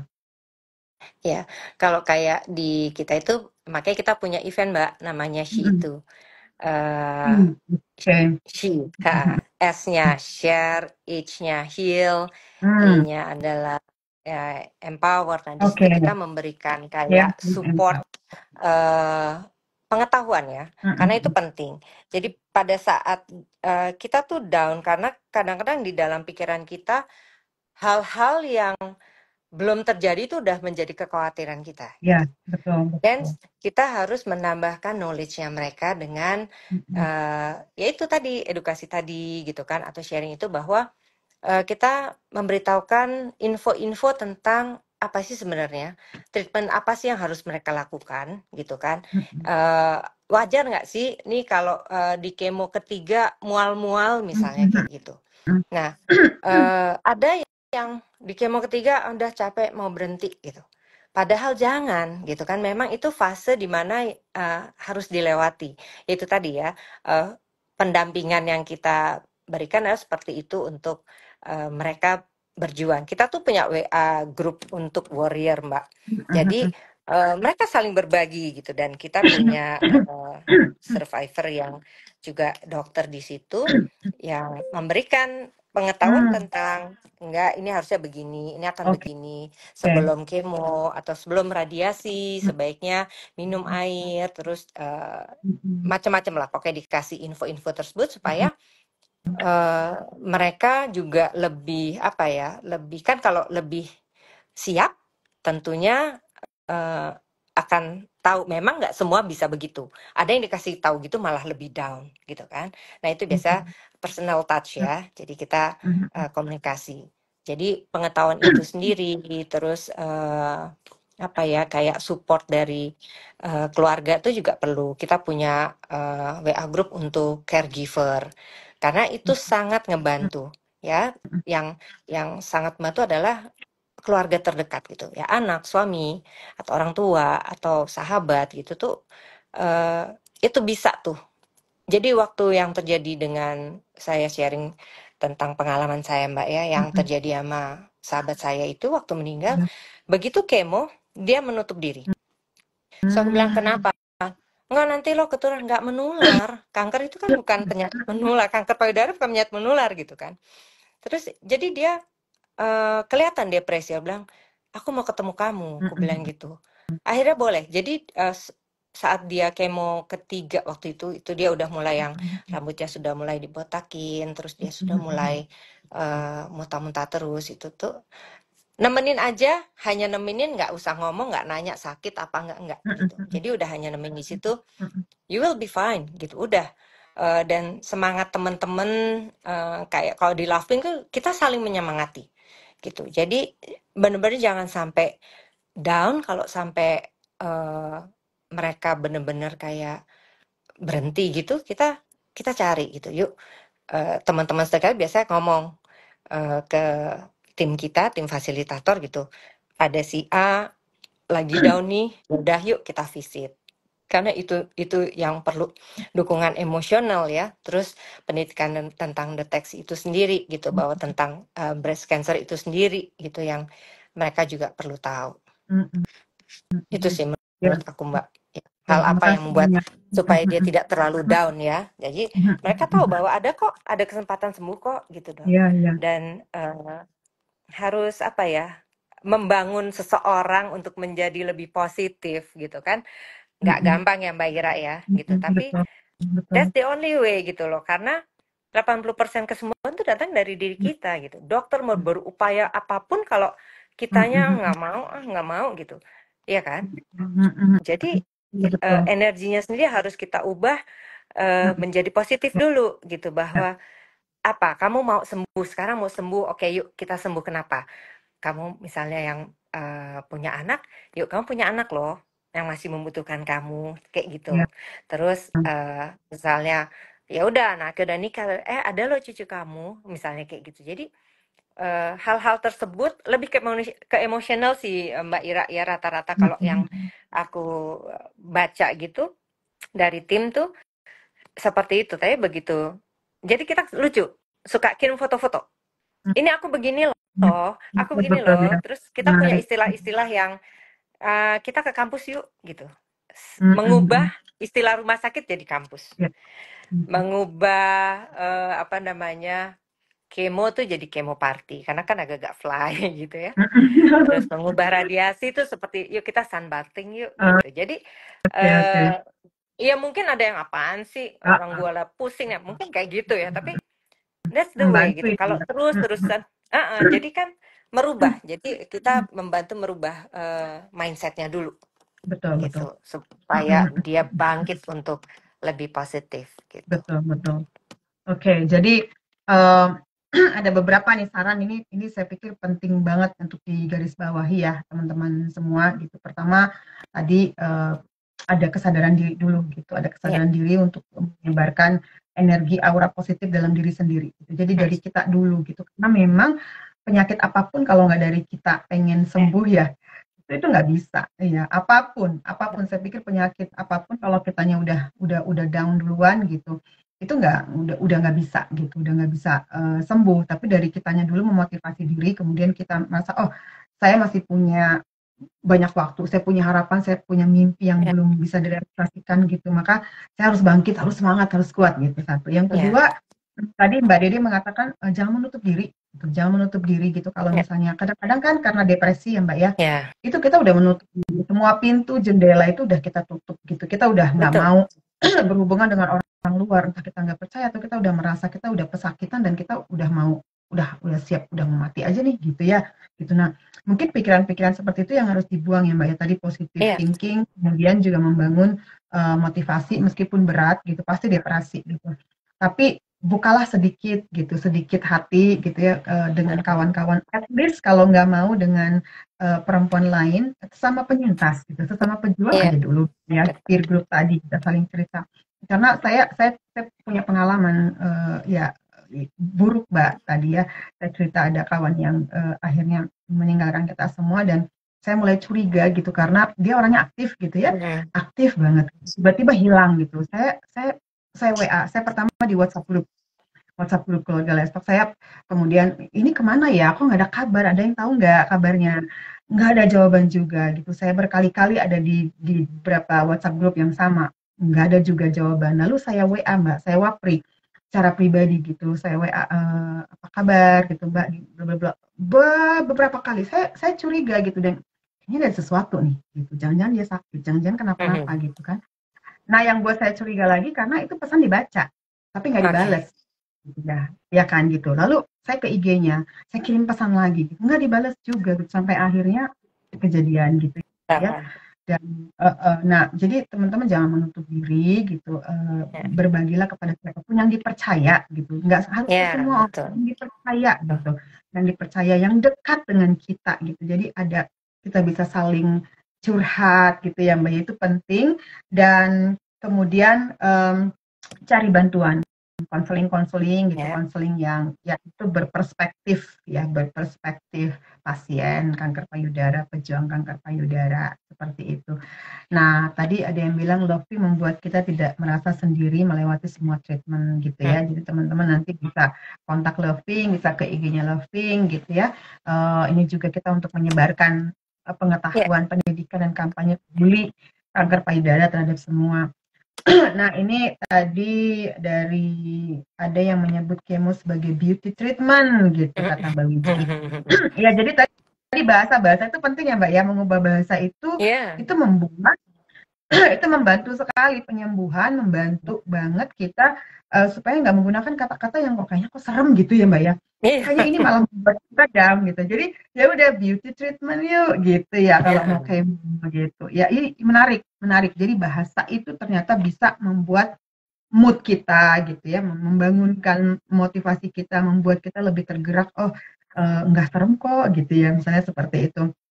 Nah, Mbak, ini saya mau ke soal mitos tentang soal tubuh nih, Mbak, Ya. gitu ya. Mitos tubuh, misalnya the perfect body, gitu. Body tubuh itu harus sempurna, gitu. Orang itu harus tampil cantik gitu ya. Apalagi kemudian mitos-mitos itu sering banget mitos beauty perfect body itu dikaitkan diasosiasikan dengan perempuan gitu. Jadi kalau perempuan itu ya punya payudara harus bagus gitu. Nggak boleh nggak ada payudaranya, payudara nggak boleh diangkat, payudaranya nggak boleh bengkak, nggak boleh lain-lain gitu ya. Nah, jadi ada anggapan seperti itu gitu ya. Dan keseksian tubuh itu dianggap yaitu payudaranya tuh harus sempurna. Kalau untuk perempuan gitu ya, tubuhnya. Mhm. Jadi sehingga ketika misalnya ada perempuan yang menjadi menjadi pejuang gitu ya, fighter atau warrior kanker payudara atau pasien kanker payudara, maka dia dianggap sebagai sick body dalam tanda kutip ya, orang yang pesakitan gitu, dan itu akan mempengaruhi gitu. Nah, ini kan ada bias gender dalam masyarakat kita ya, bias gender dalam masyarakat dalam melihat perempuan. Jadi perempuan itu standar beauty-nya itu, kecantikannya tuh kamu harus perfect, sementara nggak terjadi pada laki-laki gitu ya. Nah, ketika mereka sakit, dianggap mereka tidak seksi lagi gitu, ya kan? Dan dianggap bahwa ini kamu pesakitan, dijauhi gitu. Nah, jadi mereka menjadi target seksualisasi gitu ya, tentang the perfect body tadi. Yang pertama itu Mbak. Yang kedua, ini menurut Mbak Dede gimana ya soal itu? Yang kedua, orang-orang yang biasanya perempuan-perempuan yang misalnya sudah melalui operasi pengangkatan payudara ya Mbak, sudah sampai pada tahap itu. Nah, ini kan kemudian menimbulkan persoalan lain di dalam rumah tangganya gitu. Dengan adanya bias gender, misoginisme, patriarkisme dalam masyarakat kita, laki-laki atau suami itu bisa menceraikan, bisa berpoligami, bisa juga menjadikan si istri ini sebagai target kekerasan dalam rumah tangga, baik secara fisik, verbal gitu ya, dan lain-lain gitu ya Mbak ya. Nah ini akhirnya kemudian perempuan menjadi korban kekerasan dalam rumah tangga karena ya tadi mereka pejuang kanker payudara gitu ya kan, dan akhirnya dicerai, dipoligami, di abuse oleh suaminya gitu. Nah, Mbak Dede gimana kita bisa meningkatkan, memberikan awareness pada para suami-suami, pada pacar-pacar gitu ya, dan juga pada perempuan pejuang kanker payudara itu sendiri ketika mereka harus mengalami misalnya pengangkatan payudara gitu, Mbak. Ya, kalau menurut aku sendiri ya, aku pribadi nih, sebenarnya nggak ada manusia yang sebenarnya gini, Tuhan itu menciptakan manusia serupa dengan gambarnya kan. Jadi dibuat sempurna. Apapun itu, mau misalnya dia diangkat, kita tuh selalu lebih berpikir atau men-sharingkannya gini. Kan badan ini badan kita, ya kan? Walaupun seksi itu kan tidak hanya badan aja. Jadi kita meng-empower mereka, kita meng-encourage mereka untuk itu tadi, mencintai diri sendiri. Artinya apa? Dalam kondisi yang dia misalnya harus diangkat dan terus terjadi KDRT lah atau pelecehan atau poligami dan lain sebagainya, memang ada yang terjadi ya, memang ada yang terjadi. Di YouTube kita pun ada yang bercerita seperti itu, ditinggalkan. Tapi mereka akhirnya kita buat bahwa ini badan kamu loh, kamu berhak untuk menentukan gitu kan. Misalnya pun itu nggak ada. Baru-baru ini aku melihat di sosmed ya, dipikir cowok, ternyata cewek yang sudah, jadi dia topless gitu ya, tapi boobsnya tuh udah nggak ada, dia dance gitu, tapi dia gaya kayak cowok gitu. Ternyata dia perempuan dan dia menyatakan bahwa it's okay, nggak ada breast itu nggak apa-apa, tapi lo sehat gitu, ya kan? Jadi kita harus memberikan kepada perempuan ini, pada penyintas ini, bahwa mereka adalah makhluk yang indah di mata Tuhan, gitu kan? Jadi itu sesuatu yang patut kita hargai. Kita udah dikasih tubuh yang indah, dan kecantikan itu kan tidak hanya dari badan aja ya. Keseksian tidak hanya dari badan. Without boobs pun you can tampil dengan cantik kok, dengan seksi, dengan gaya yang sebenarnya dari dalamnya harus dibuat lebih percaya diri. Itu yang kita tanamkan gitu kan ya, dan mereka berhak untuk itu. Dan buat para lelaki yang menyanyiakan ini gitu karena wah you're not complete anymore, you're not pretty anymore, I have another one, yang kayak gitu-gitu ya, sebaiknya agak susah ya ini untuk ngomongnya. Makanya kita melakukan pendampingan yang mereka ini akan sembuh sempurna kalau disupport dengan baik oleh pasangan, ya kan? Dan kalaupun pasangannya tidak mensupport dengan baik gitu, dari diri kita sendiri harus percaya gitu, mempunyai jati diri bahwa I'm okay dengan ini. Jadi acceptance gitu ya. Menerima dulu deh, menerima kondisinya, sehingga dengan demikian komunikasi itu kan bisa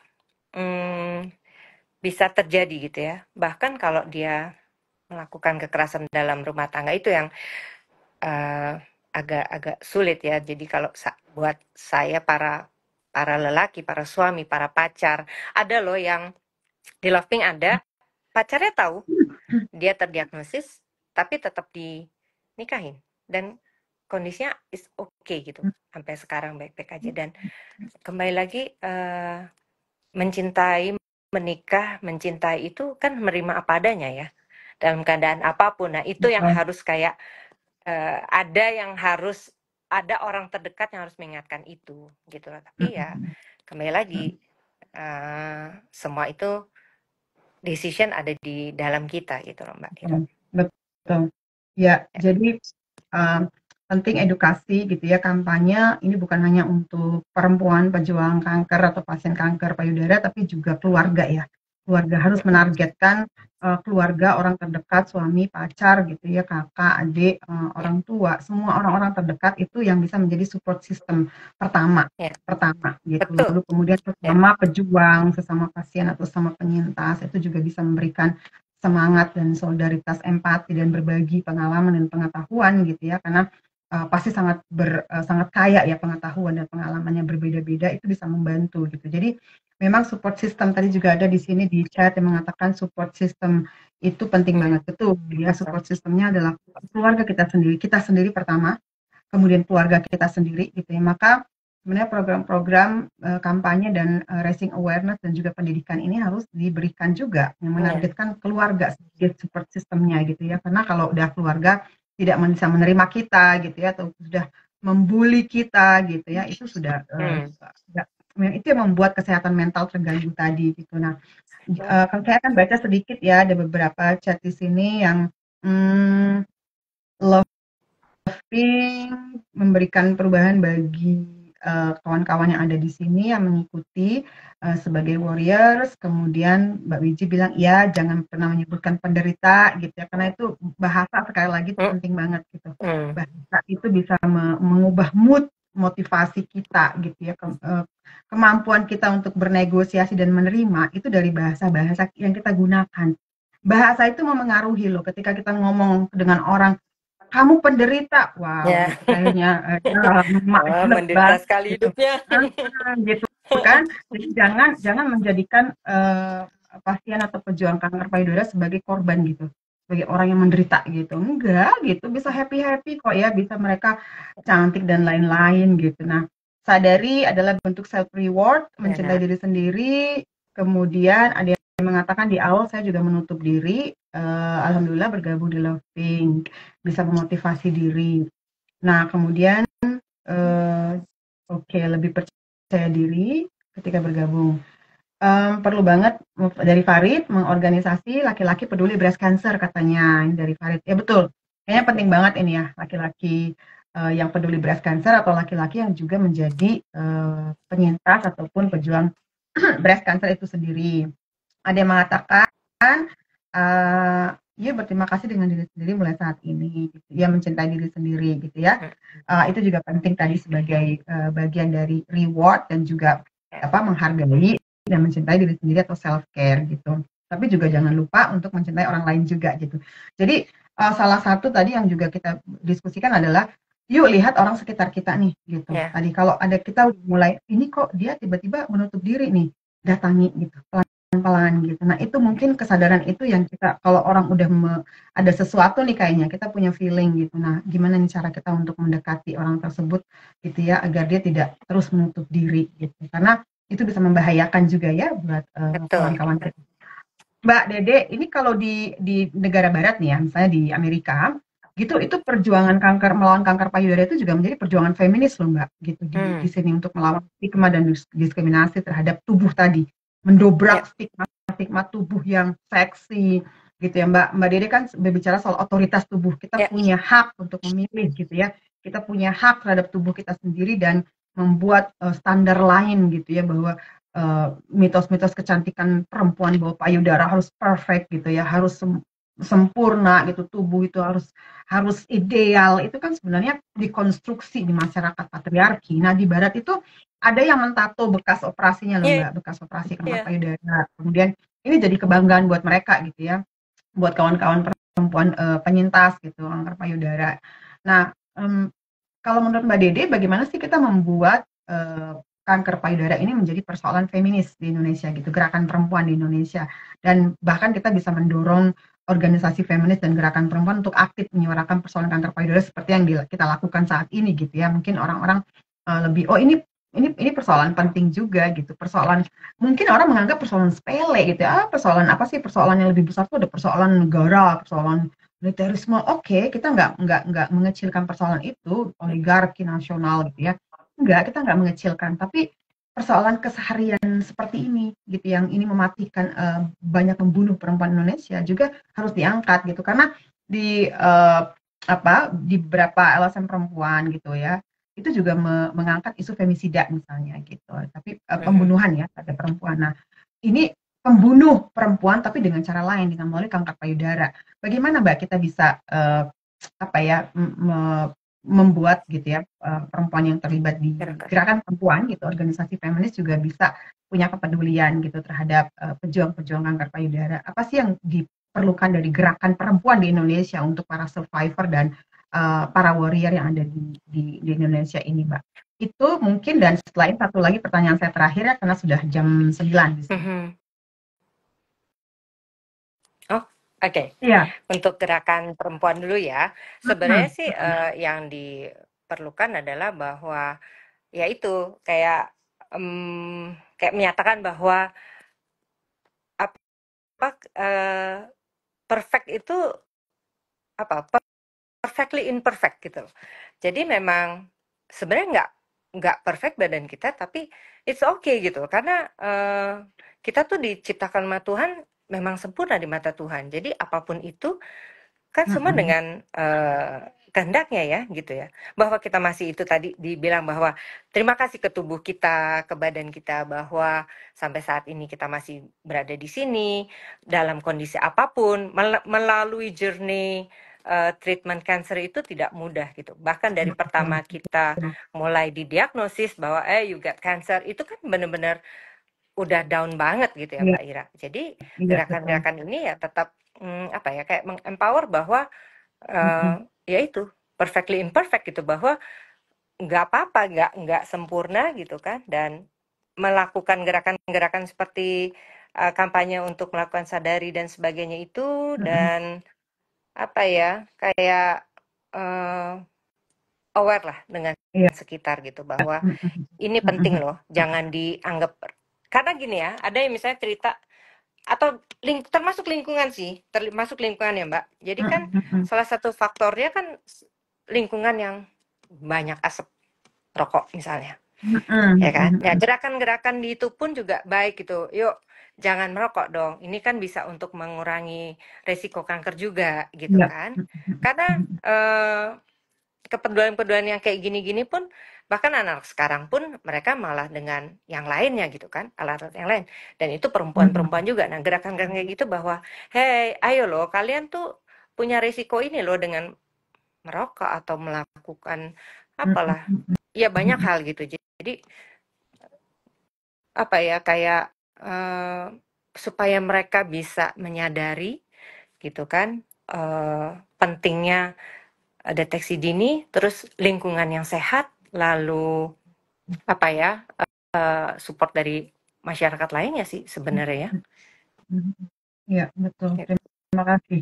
Mbak, ini di IG saya termasuk yang tidak dapat support system dari keluarga sampai depresi gitu ya. Mm-mm. Kebayang ya.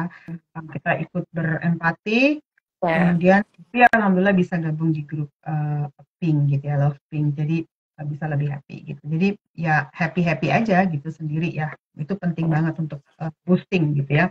Mood boosting kita dan ya kita hidup buat kita sendiri juga gitu yang penting ya, tapi juga kita um, ke orang lain juga peduli gitu, lihat sekitar kita gitu ya, kalau ada orang yang membutuhkan kira-kira uh, mari yuk kita rangkul gitu ya bersama-sama gitu ya. Masih ada kawan-kawan perempuan salah kaprah menggunakan rokok vape Ya. untuk setara dengan laki-laki.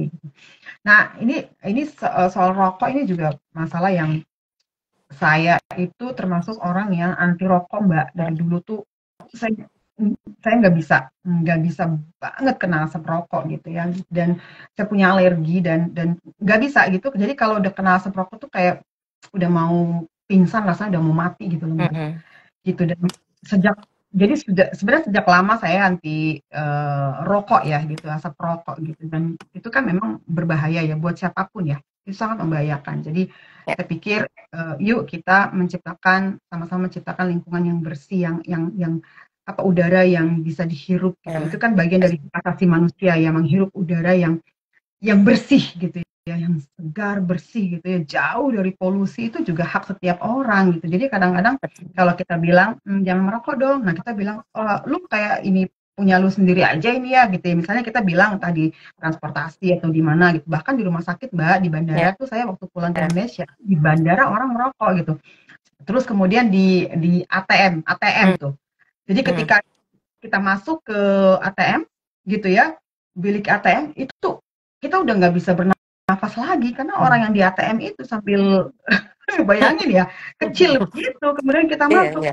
Nah itu kesadaran seperti itu gitu loh, kesadaran untuk kalau kalian nggak mikirin diri sendiri gitu ya, kesehatan kalian, pikirlah kesehatan orang lain gitu yang menghirup asap rokok itu gitu. Nah seperti saya dan orang-orang yang nggak bisa kena asap rokok yang itu bisa men-trigger gitu ya kita menjadi lebih kesakitan Iya. gitu. Jadi kita dari sini juga menghimbau kawan-kawan untuk peduli pada sekitar kita, peduli pada lingkungan, peduli pada orang lain gitu ya. Mm-mm. Eh, Mbak, pertanyaan terakhir dari saya dari kawan-kawan laptop itu, hmm, pertama soal pemerintah nih Mbak. Kita mau ke Ya. pemerintah. Saran-saran Mbak Dede untuk pemerintah. Ini kan ternyata rannya aja kan belum nih, ya belum belum ada nih, baru Ya. katanya baru baru banget. Sebenarnya udah telat. Data-data kita nggak punya tiap tahun Ya. tadi, gitu ya. Kemudian belum lagi layanan kesehatan, akses kesehatan, terutama untuk perempuan-perempuan miskin gitu ya, yang secara finansial sangat terbatas dan bahkan sangat miskin gitu. Ini seperti apa?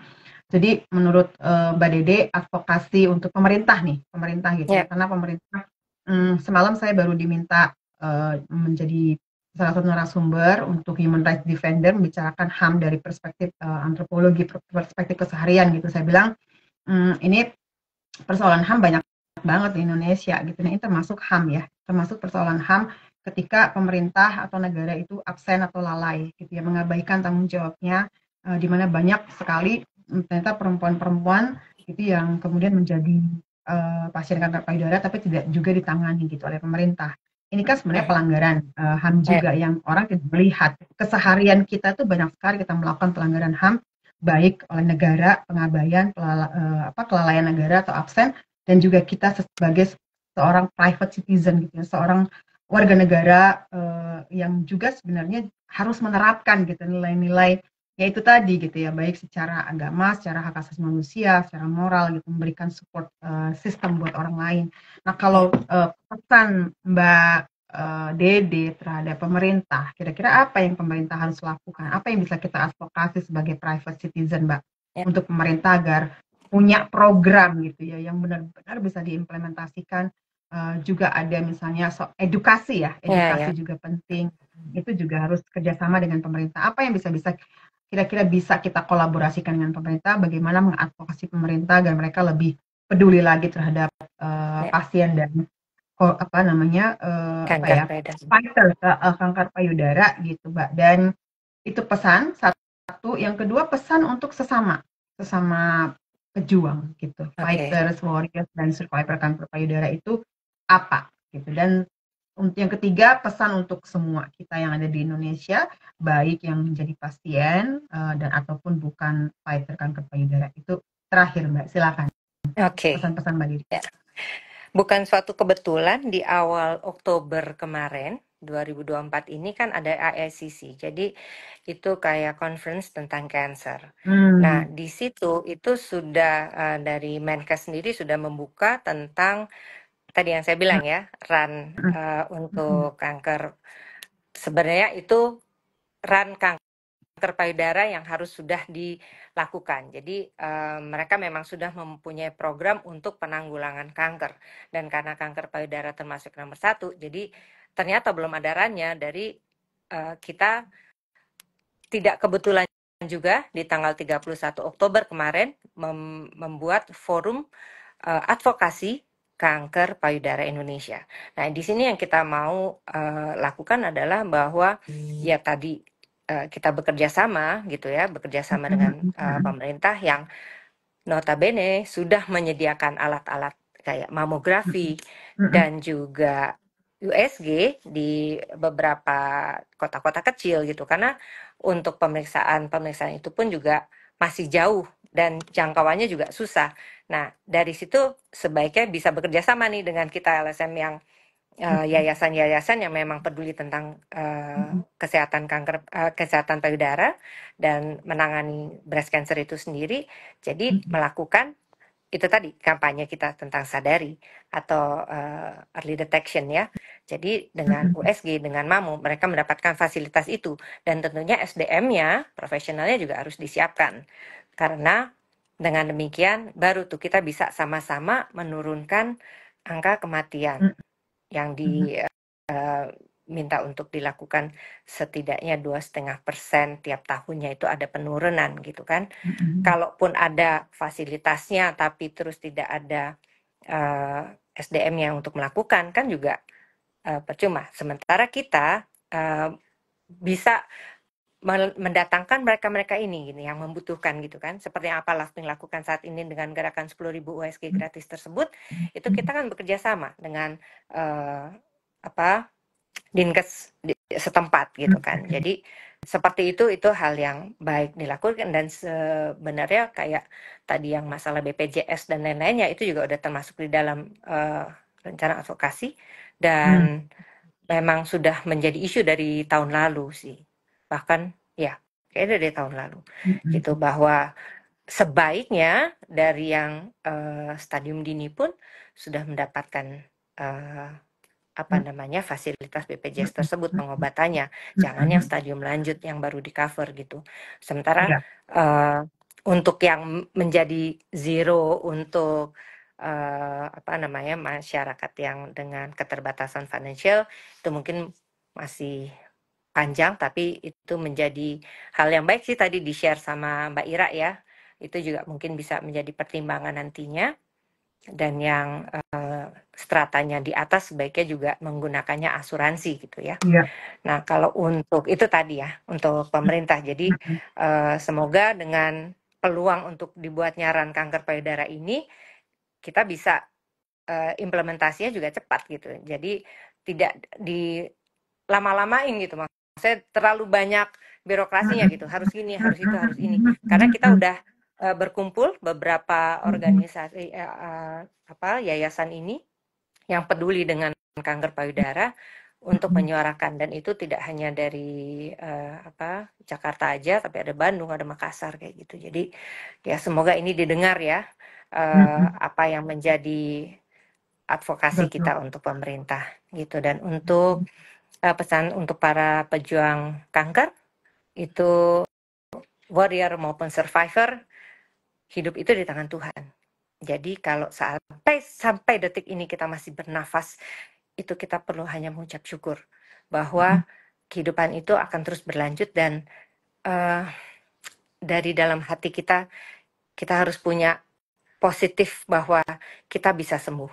Karena kalau memang kita sungguh-sungguh kita mau sembuh, Tuhan pasti memberikan jalan yang terbaik untuk sembuh gitu. Dan untuk masyarakat, terutama mereka-mereka yang keluarganya ada riwayat kanker, ataupun sahabatnya, pacarnya, ataupun juga coba iseng-iseng diingetin setiap bulan, yuk lakukan sadari yuk, jadikan sadari sebagai kebiasaan, kita dukung sama-sama dan jangan takut gitu untuk melakukan itu, karena ini buat kita sendiri, yaitu early detection save life gitu kan. Dan kalau kita juga menerima bahwa manusia itu berhak loh mendapatkan kesembuhan, mendapatkan treatment yang baik, mendapatkan support dari lingkungan, they will live happily forever gitu loh. Dan hati yang gembira itu adalah obat. Betul. Gitu.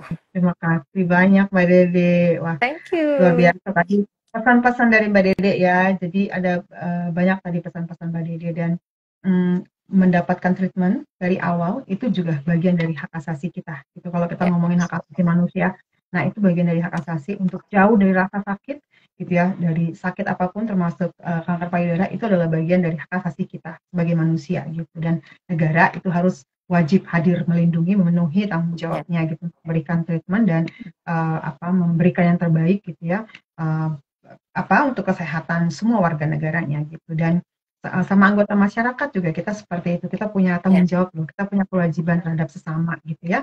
Dan USG dini, sejak dini, deteksi dini, tadi Mbak Dede mengingatkan kita bahwa itu menyelamatkan, kita menyelamatkan, dan deteksi awal, support system tadi kita sudah bicarakan penting banget. Dan yang soal RAN, Rencana Aksi Nasional, ini juga sudah sebenarnya telat, kalau untuk pemerintah sebenarnya sangat telat, karena ini sudah menjadi pembunuh nomor 1 di Indonesia untuk perempuan gitu, kanker payudara. Jadi jangan, tadi pesan Mbak Dede, jangan bertele-tele, jangan terlalu birokratis ngurusin macam-macam. Biaran ini implementasikan. Kenapa? Karena kalau kita terlalu birokratis gitu ya, banyak birokrasi yang harus diurus gitu ya, hanya karena ya bertele-tele lah, misalnya soal rancangan undang-undang pekerja rumah tangga, perlindungan pekerja rumah 20 tahun Mbak, belum disahkan sampai sekarang gitu, pekerja rumah tangga. Belum ada undang-undangnya gitu. Dan ini kalau RAN ini juga ya, tentang kanker payudara ini secepatnya itu diimplementasikan. Kenapa? Kalau enggak itu banyak banget nanti warga negara kita yang kemudian sakit, meninggal gitu ya. Dan jadi ini soal kesehatan, jadi nggak bisa ditawar-tawar gitu kalau soal kesehatannya. Jadi itu pesan Mbak Dede dan kita semua ke pemerintah, ke teman-teman semua anggota masyarakat, dan kita semua, ini persoalan kita bersama, bukan hanya persoalan warrior atau fighter atau survivor dari kanker payudara itu sendiri. Tapi persoalan keluarga, persoalan kita bersama sebagai umat manusia dan juga sebagai warga negara, dan persoalan kita tentunya sebagai manusia gitu ya. Nah, Mbak Dede, ini terima kasih sekali sudah berkenan hadir gitu ya, dan kerjasama dengan Livestock. Nanti kedepannya akan ada beberapa kegiatan lagi yang saya akan, tadi sebenarnya sudah sempat saya bocorkan nih, kegiatan-kegiatan dengan kerjasama dengan Loving lainnya gitu. Nah, yang pertama, kita open donasi ya, open donation gitu, untuk kawan-kawan yang punya sedikit rezeki gitu ya. Nggak harus jadi orang kaya sih untuk donasi, apalagi kalau orang kaya donasinya harus gede dong. Ya kan? Jadi gitu. Jadi yuk donasi yuk gitu, bareng-bareng donasi, berapapun yang kita punya donasikan, karena itu membantu sekali ya, membantu program 10.000 tadi USG payudara gitu. Jadi ini bisa diberikan untuk perempuan-perempuan yang kurang mampu secara finansial atau ekonomi. Jadi yuk sisihkan sedikit rezeki kita gitu, nggak berkurang kok gitu, nggak ada ruginya kok kita berdonasi ya. Itu jadi ajakan berdonasi dari Loving dan Livestock. Silahkan ada di akun sosial medianya Livestock dan Loving, silahkan ada nomor rekeningnya di sana, nomor rekening dari Loving sendiri. Jadi nanti akan transfer itu, bukti transfernya di WA saja ke Mbak Lisa, silahkan ada nomor WhatsApp-nya di situ juga. Kemudian tahun baru kita akan ada konser peduli kanker payudara yang diawali dengan orasi feminis, yang kebetulan juga merupakan seorang survivor kanker payudara, Mbak, seorang feminis aktivis yang dulunya adalah Sekjen Koalisi Perempuan Indonesia, Mbak Dian. Lalu setelah itu akan diisi oleh konser, ada 17 gitu ya, penampilan gitu, dan dari dari kita semua, ada baca puisi dan nari, ada nyanyi, ada Mbak Ida akan baca puisi juga ya Mbak ya, gitu aja. Ada berapa, dan ada penampilan khusus ya, special appearance dari Dewa Bujana. Ya, jadi kawan-kawan jangan lupa tahun baruan bareng Livestock dan Love Pink malam tahun baru. Jadi silakan di Zoom gabung, kita juga live streaming di YouTube, boleh di Zoom gitu bebas.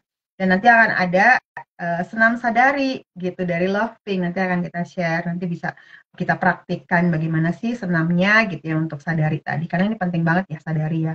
Sadari. Dan yang kedua tadi ada Mbak Dede juga menyebutkan she itu share, heal dan Heal. empower. Jadi she. Nah, itu penting banget gitu ya. Kita bisa heal, kita bisa share, saling berbagi dan juga empower diri kita sendiri dan orang lain. Ya, Mbak Ida akan baca puisi gitu di acara tahun baru kita. Dan akan banyak sekali penampilan-penampilan atau konser pentas seni kita nanti di tahun baru. Nah, itu ya Yeay. kawan-kawan ditunggu nih donasinya ya, donasinya. Kemudian ikutan di acara tahun baru kita dan di Februari akan ada film screening atau pemutaran film dan nonton bareng Lestok dan Loving juga. Kita akan mengundang mudah-mudahan insya Allah kita akan mengundang aktor Bisa. atau aktris dan sutradaranya gitu ya. Dan film ini film beneran loh, film yang ada di Netflix. Jadi bukan dokumenter tapi film gitu. Nah, dan nanti akan ada diskusi bersama aktor dan sutradara dari film tersebut gitu ya. Ya, she gitu. Oke, share, heal, Share empower. empower. Buat kita, Yes. tapi juga buat orang lain gitu ya. Betul. Makasih banyak Betul. semua kawan-kawan yang sudah hadir di IG Lestok dan Love Pink. Kita ketemu lagi di tahun baru, malam tahun baru persis di tanggal 31 Desember ya untuk konser tahun baru peduli kanker payudara gitu. Dan Mbak Dede, terima kasih sekali lagi. Sukses selalu untuk kegiatan-kegiatannya di home production dan juga di Love Pink-nya. Buat teman-teman tim Love Pink, kita akan ketemu lagi di malam tahun baru ya. Nanti akan ada Love Pink juga, akan ada Lestok gitu ya.